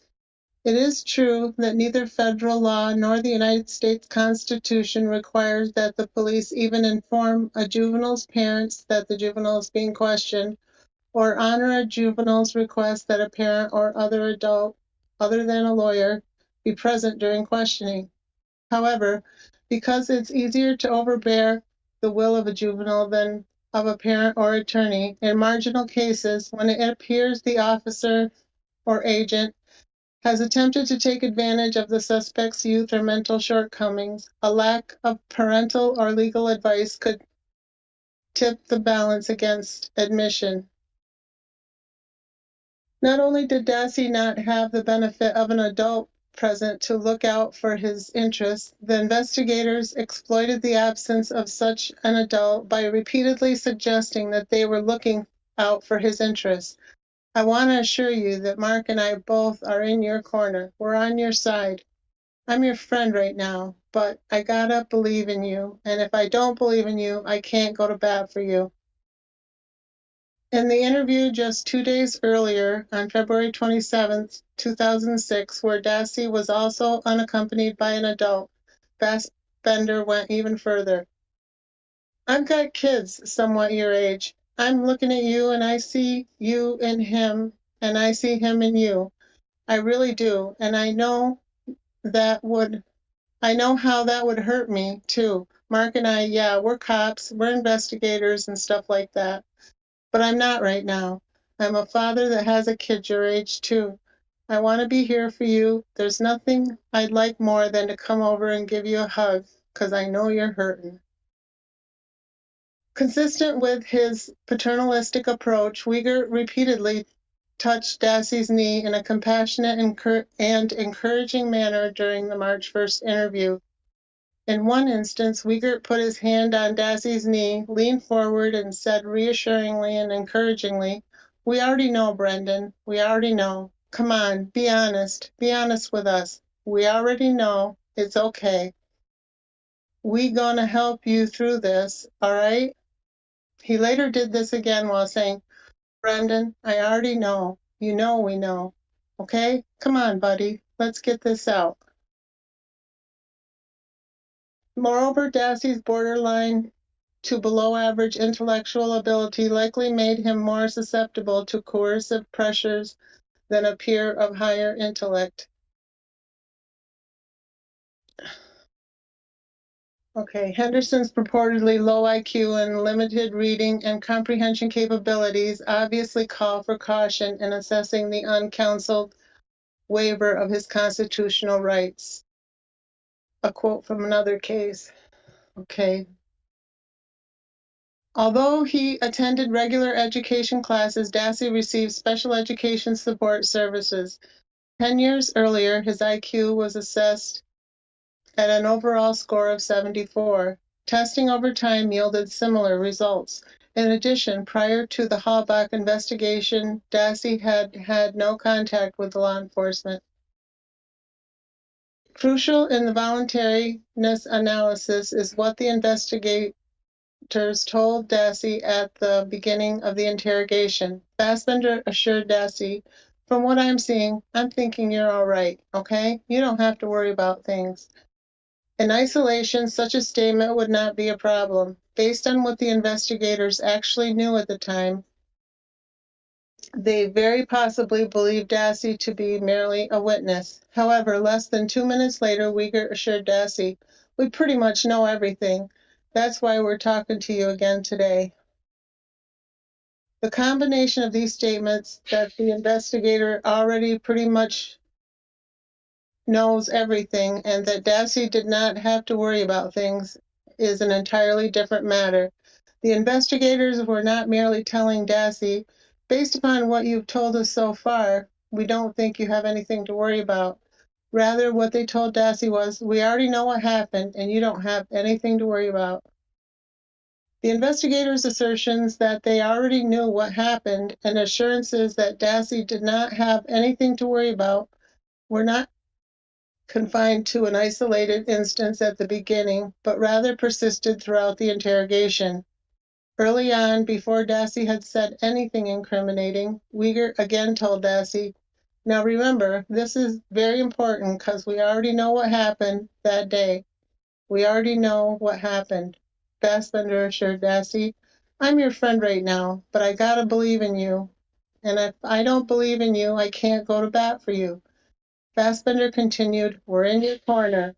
And Wiegert added, we already know what happened. Now tell us exactly.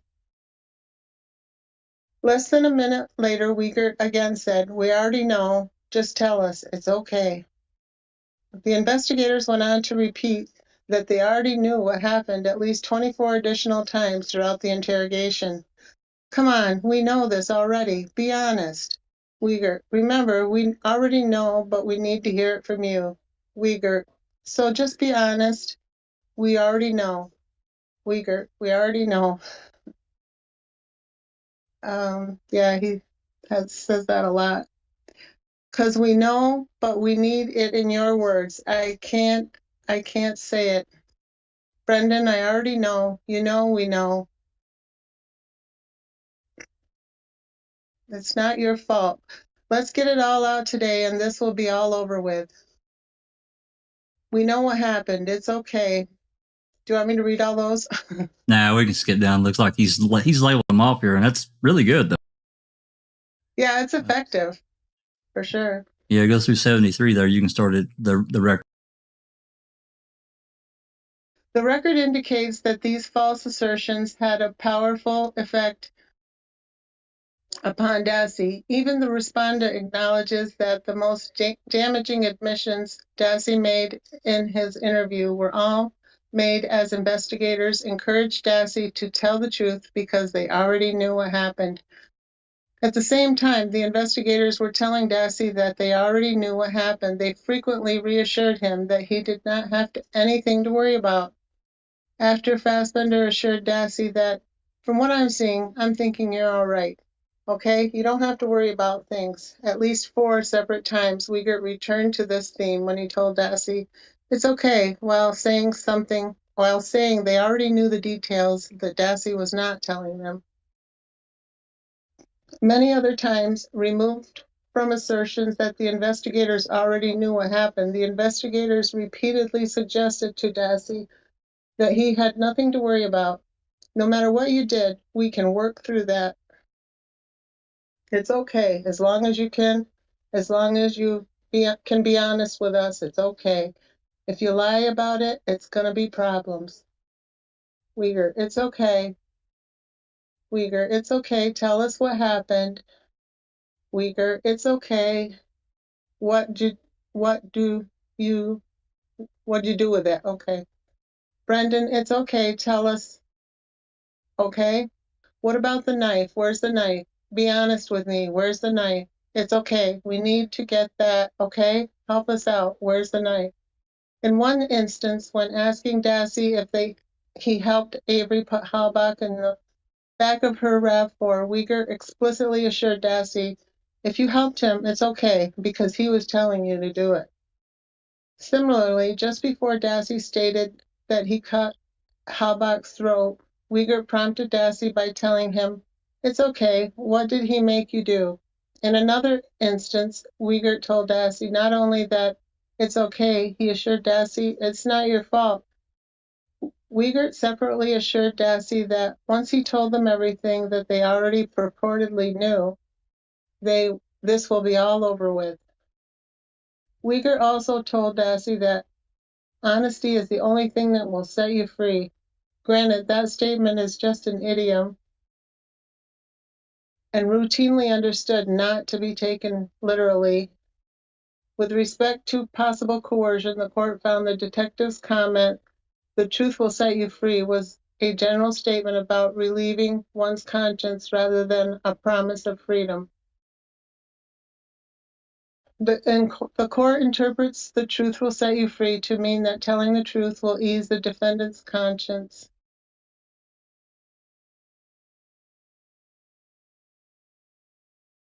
The truth shall set you free statement, although questionable, amounts to nothing more than encouragement to tell the truth. Surely Edwards did not think the truth would literally set him free. The investigators simply were appealing to Edwards' religious background and encouraging him not to lie. However, some courts have criticized its use by interrogators, and especially relevant here, testing revealed that idioms were an aspect of abstract language that Dassey had difficulty understanding. Dassey's conduct during the interrogation and his reaction to being told he was under arrest clearly indicates that he really did believe that if he told the interrogators what they professed to already know, he would not be arrested for what he said. After admitting to committing exceptionally serious crimes Dassey twice expressed his expectation that he would be allowed to return to school that day. And at the end of the interrogation, when asked what he thought should happen, there's absolutely no indication that Dassey anticipated that he would be arrested. Even after being told he was under arrest, he did not seem to grasp the seriousness of the matter, asking, "Is it only for one day?" The investigators' statements were not merely ambiguous promises to Dassey that cooperating would lead to a better deal or that the investigators would stand behind him or go to bat for him, although they said those things as well. Rather, the investigators' collective statements throughout the interrogation clearly told Dassey to believe that he would not be punished for telling them the incriminating details they professed to already know. While at one point Wiegert did rotely say, "We can't make any promises," this single isolated statement was drowned out by the host of assurances that they already knew what happened and that Dassey had nothing to worry about. Thus, the state court's finding, that there were no promises of leniency was against the clear and convincing weight of the evidence. Concluding that the investigators never made any such promises was no minor error, but rather a fact that was central to the court's voluntariness finding. Given the other facts that tend to support the conclusion that Dassey's confession was involuntary as discussed above, the unreasonable determination of fact was undoubtedly crucial in the court's ultimate decision that Dassey's confession was voluntary.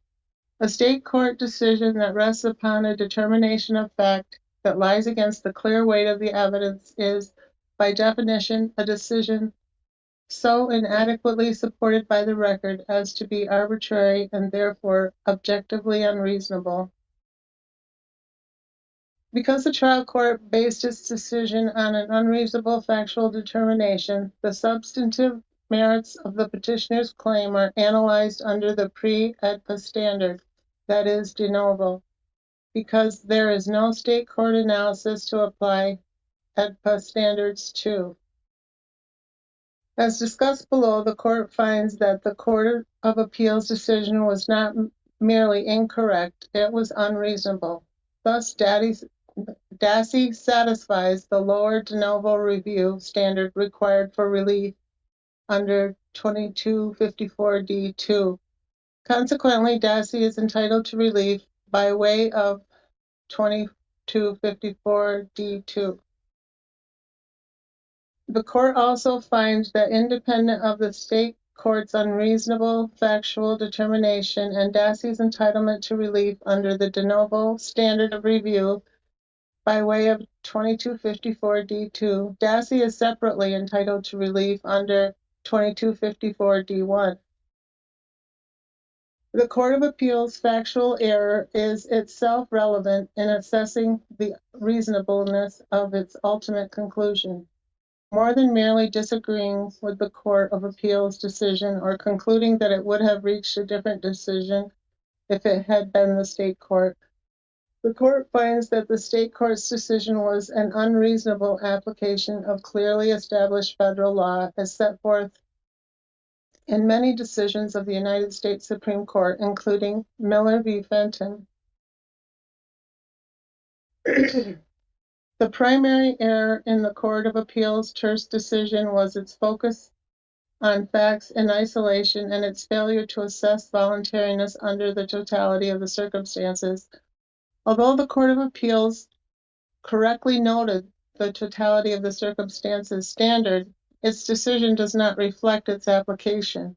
For example, omitted from its discussion is any consideration of how the absence of a parent affected the voluntariness of Dassey's confession, nor does the Court of Appeals decision reflect any consideration of how the investigators overcame Dassey's resistance by deliberately exploiting the absence of his mother, feigning paternalistic concern for his best interests, and by statements such as, "Your mom said you'd be honest with us." Granted, state courts are not required to address every jot and tittle of proof suggested to them, nor need they make detailed findings addressing all evidence before them. However, if the overlooked fact was highly probative and central to the petitioner's claim, the state court's omission will fatally undermine its fact-finding process and render the resulting finding unreasonable. The absence of Dassey's mother, especially when considered in conjunction with evidence of how the investigators deliberately exploited her absence, is a fact highly probative of Dassey's claim, such that its absence from the Court of Appeals analysis undermines its conclusion. I don't mind if somebody else wants to take over now. Okay. Susan, you want to finish this up?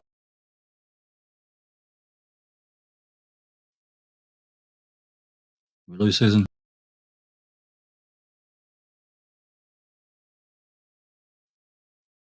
Sorry, I was muted. I started reading.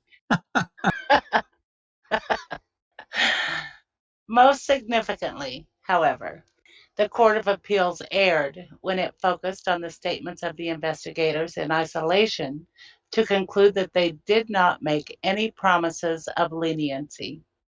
True, no single statement by the investigators, if viewed in isolation, rendered Dassey's statement involuntary.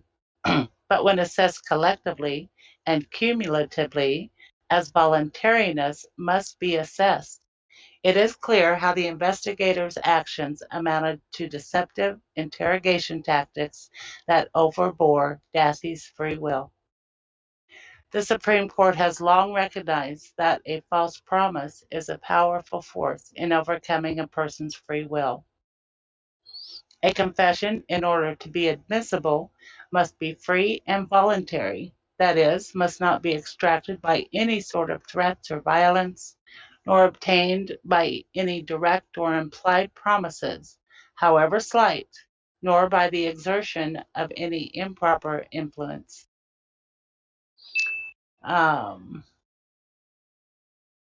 Consequently, a false promise of lenience is an example of forbidden interrogation tactics, for it would impede the suspect in making an informed choice as to whether he was better off confessing or clamming up.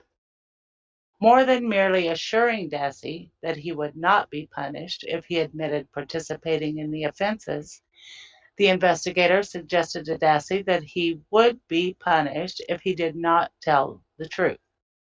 However, because the investigators' assertions that they already knew what happened were often false, the truth to the investigators was often merely whichever of Dassey's version of events they eventually accepted.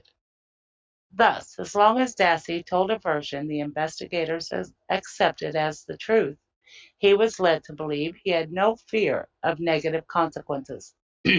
But if the investigators did not accept as true the story Dassey told them, he was told there would be repercussions. Especially when the investigators' promises assurances, and threats of negative consequences are assessed in conjunction with Dassey's age, intellectual deficits, lack of experience in dealing with the police, the absence of a parent, and other relevant personal characteristics, the free will of a reasonable person in Dassey's position would have been overborne.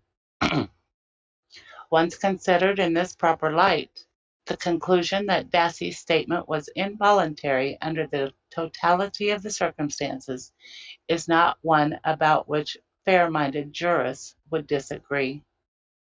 Consequently, the court finds that the confession Dassey gave to the police on March 1, 2006 was so clearly involuntary in a constitutional sense that the Court of Appeals decision to the contrary was an unreasonable application of clearly established federal law. The court does not reach this conclusion lightly. The present decision is made in full appreciation of the limited nature of the habeas remedy under AEDPA and mindful of the principles of comity and federalism that restrain federal intervention in this arena. However, the high standard imposed by AEDPA is not a complete bar to relief. While the circumstances for relief may be rare, even extraordinary, it is the conclusion of the court that this case represents the sort of extreme malfunction in the state criminal justice system that federal habeas corpus relief exists to correct. That said, the court does not ascribe any ill motive to the investigators. Rather than an intentional and concerted effort to trick Dassey into confessing, what occurred here may have been the product of the investigators failing to appreciate how combining statements that they already knew everything that happened with assurances that Dassey was okay and had nothing to worry about collectively resulted in constitutionally impermissible promises. Thus, the court turns to the final obstacle in obtaining habeas relief: whether the admission of the involuntary confession was harmless. Specifically, the court must decide whether the admission of a confession obtained in violation of Dassey's constitutional rights had substantial and injurious effects or influence in determining the jury's verdict. A confession is like no other evidence. Indeed, the defendant's own confession is probably the most probative and damaging evidence that can be admitted against him. A confession can also be decisive and so profoundly prejudicial in the adversarial process as to make the other aspects of a trial in court superfluous.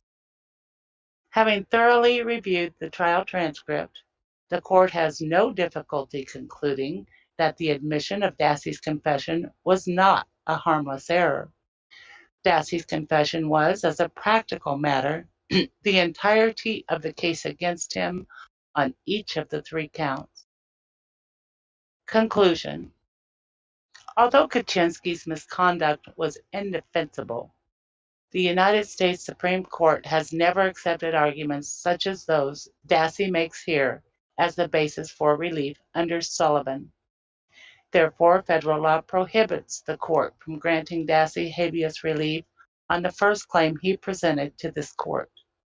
However, the state courts unreasonably found that the investigators never made Dassey any promises during the March 1 interrogation.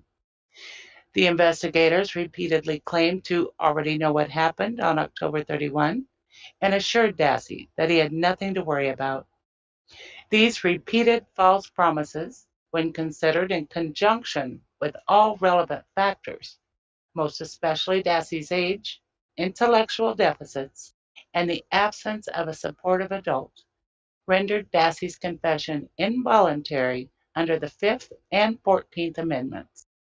The Wisconsin Court of Appeals decision to the contrary was an unreasonable application of clearly established federal law.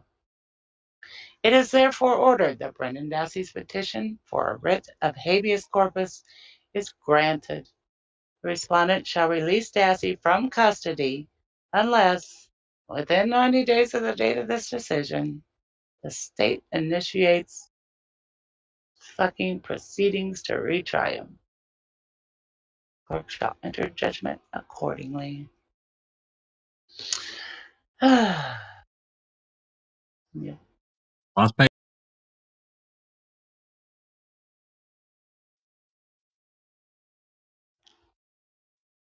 You still here? Yes, I'm here. I'm sorry, what'd you say, Jack? Last page. In the event. Oh, in the event the respondent files a timely notice of appeal, the judgment will be stayed pending disposition of that appeal. Dated at Milwaukee, Wisconsin, the 12th day of August, 2016. The man that stands, William E. Duffin. And there we go. Well, first of Timely fucking manner. They left it to the 11th hour and then put in the fucking appeal saying, no, we don't agree with this. You know what I mean? Where is that a timely manner? They were condoling with judges and such, I guess. I don't know. Who knows? we got a porn bot going again. Oh, jeez. It's the same one. Why does that keep coming back? I don't know. I'm gonna take care of that right. They drop in and then they split. It only takes one to drop in, and then they just they go in and split. Ugh, little bastards. Somebody else accidentally gets deleted. I'm really sorry. We do have some good judges in this country. The problem is we have a lot of bad ones. A lot of prosecutors as well.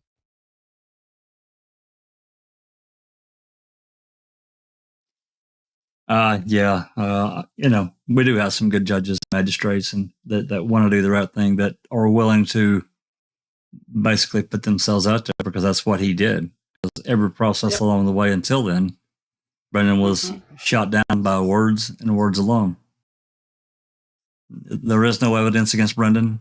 Not one speck of evidence in the trailer, the garage, or the rack. Nothing. There's nothing to show that he ever had any kind of contact with Teresa, including sexual, or that he cut her, or anything. Nothing. No, not even a conversation. Nope. Nothing. It's just unconscionable. I just can't even. It's painful. It was like a perfect storm. Yeah, That sucked him up and threw him away. Sucked him out and spat him back out again. It's disgusting what they done to that Wayne, and they know that they've done it to that Wayne, and for them to keep persisting on fighting this is fucking diabolical. Agreed. It is. He's definitely a political prisoner in many aspects, because He should have been let out 6 years ago. Well, he never should have gone in, but with this ruling.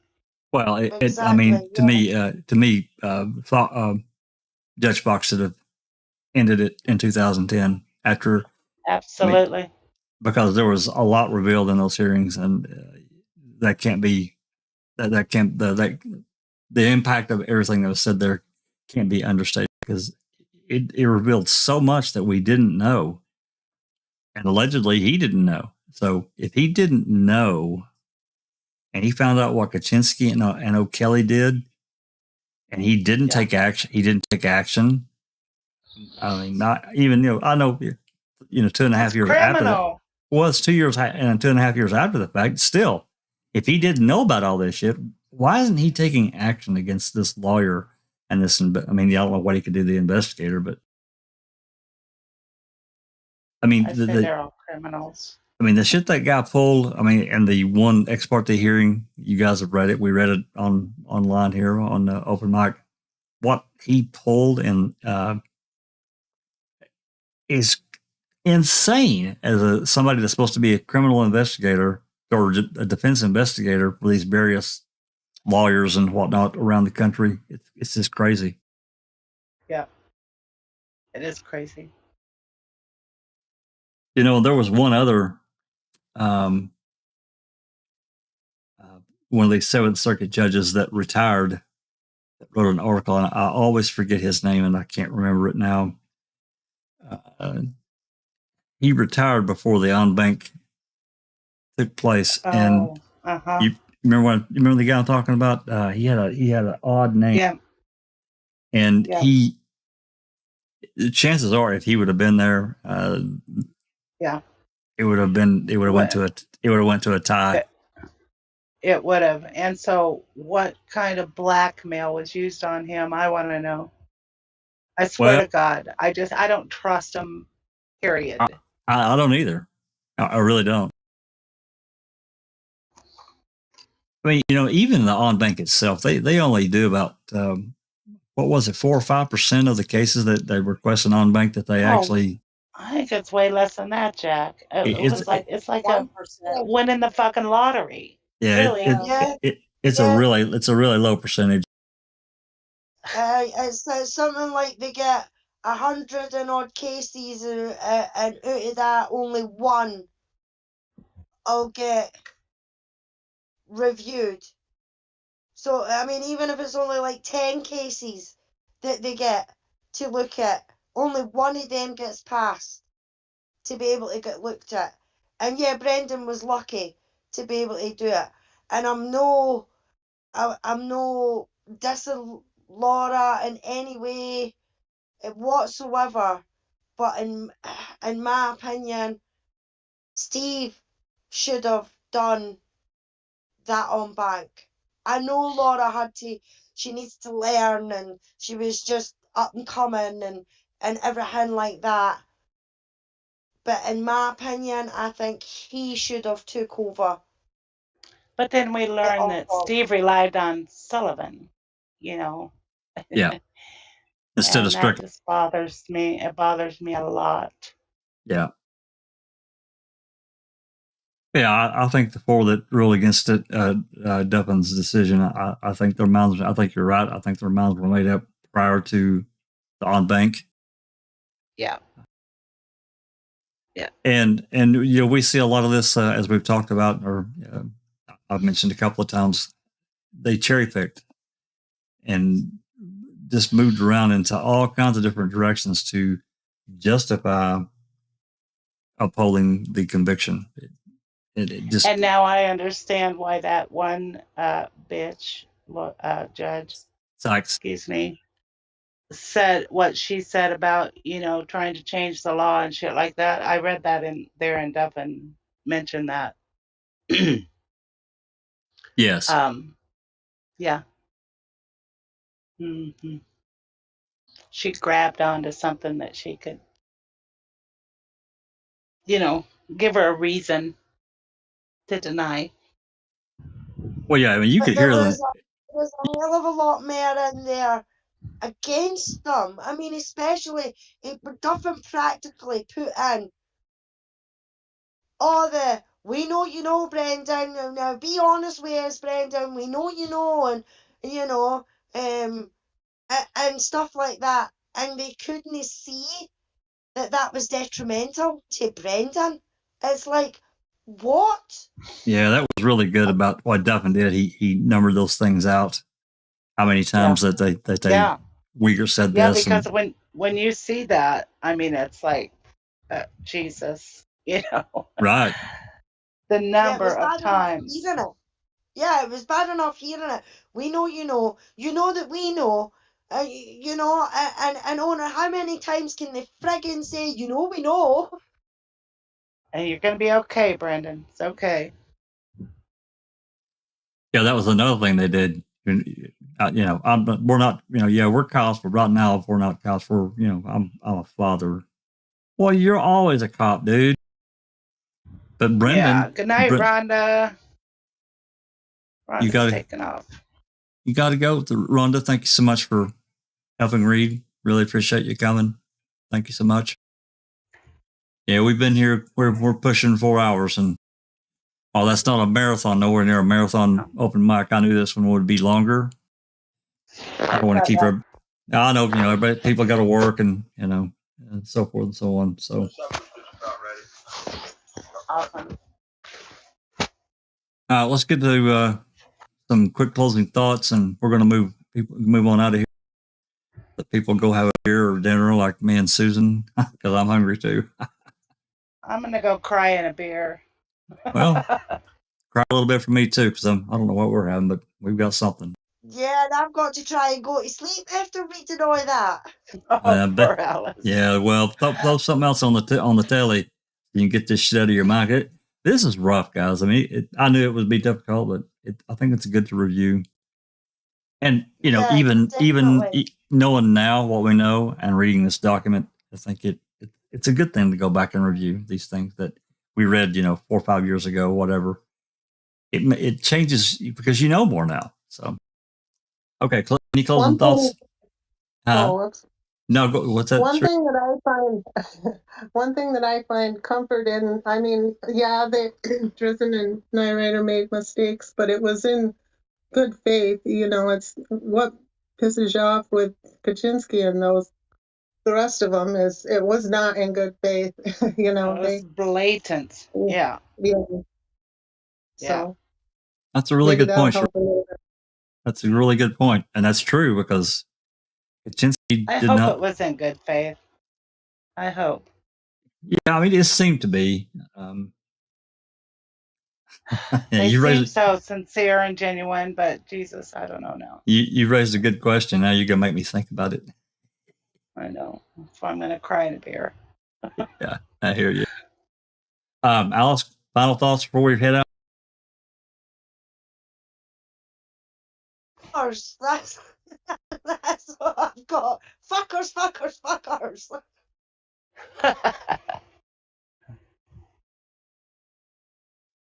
Three final thoughts. Well, I agree. It makes you angry for sure. No doubt. Susan, final thoughts? Just say good night to everybody. Good day if you're over there down under. Thanks for coming and supporting us, supporting the guys. Absolutely. I'd like to thank. Cheers, right? Tell a friend. Really appreciate you guys helping read this 90-page document. I mean, I could have done it by myself, but that would suck. Yeah, that's why I kind of wanted to split up the duties. So really appreciate you guys coming and helping do that. Really appreciate everyone in the chat that came. Next open, let's see. First, good thoughts and vibes for Dr. Silkman, BB. Get well, get back, come see us. Hopefully Doc will be back. Love you, Neverly. Yep.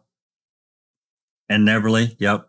She's had some things to deal with, so hopefully they can get sorted and get back. And we love you, Jinx.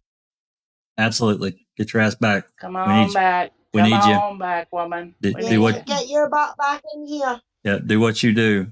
And don't worry about the rest. I know it's irritating, but fuck them. Yes, fuck them all. Fuck them. Yeah.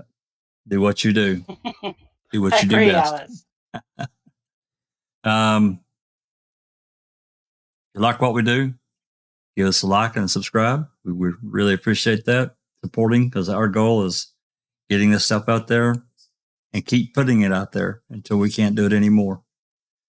Speaking Jack, I just have to mention a word for Christina too.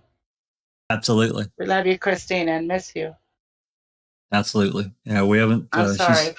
That's okay. No. You're fine. It's. I talked to her. I talked to her a little over a week ago, and she's got some things going on. So hopefully she can get back to what she does best too. She's a hell of a researcher. She gets something in her teeth, and she will not let it go.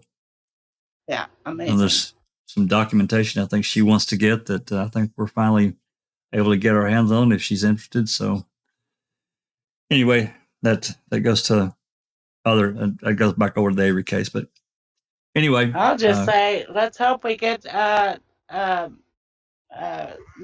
voicemail tomorrow. well, whatever it is, I hope it comes tomorrow. That would be great. I'm really curious as to what it is. You know, when I made that list out, I was just going down through the ledgers and I saw that, and you know, I looked around for pretty much. I mean, some of the stuff I knew was already out there. I just wanted us to have our own copy, and you know, that way we can put it up. You know. But some of these other things, I didn't know what they were, especially this one, because it doesn't list anything else. It just says 3 microcassettes, and it was returned from the DCI in 2012 to Calumet County. So I don't have any. If it's a Zipper voicemail, if you hear me fall out of my chair, you'll know what it is. Yep. Like, what the hell? So Yeah, but it's also how much of these tapes going to be edited and all. Hi, Well- this is Teresa.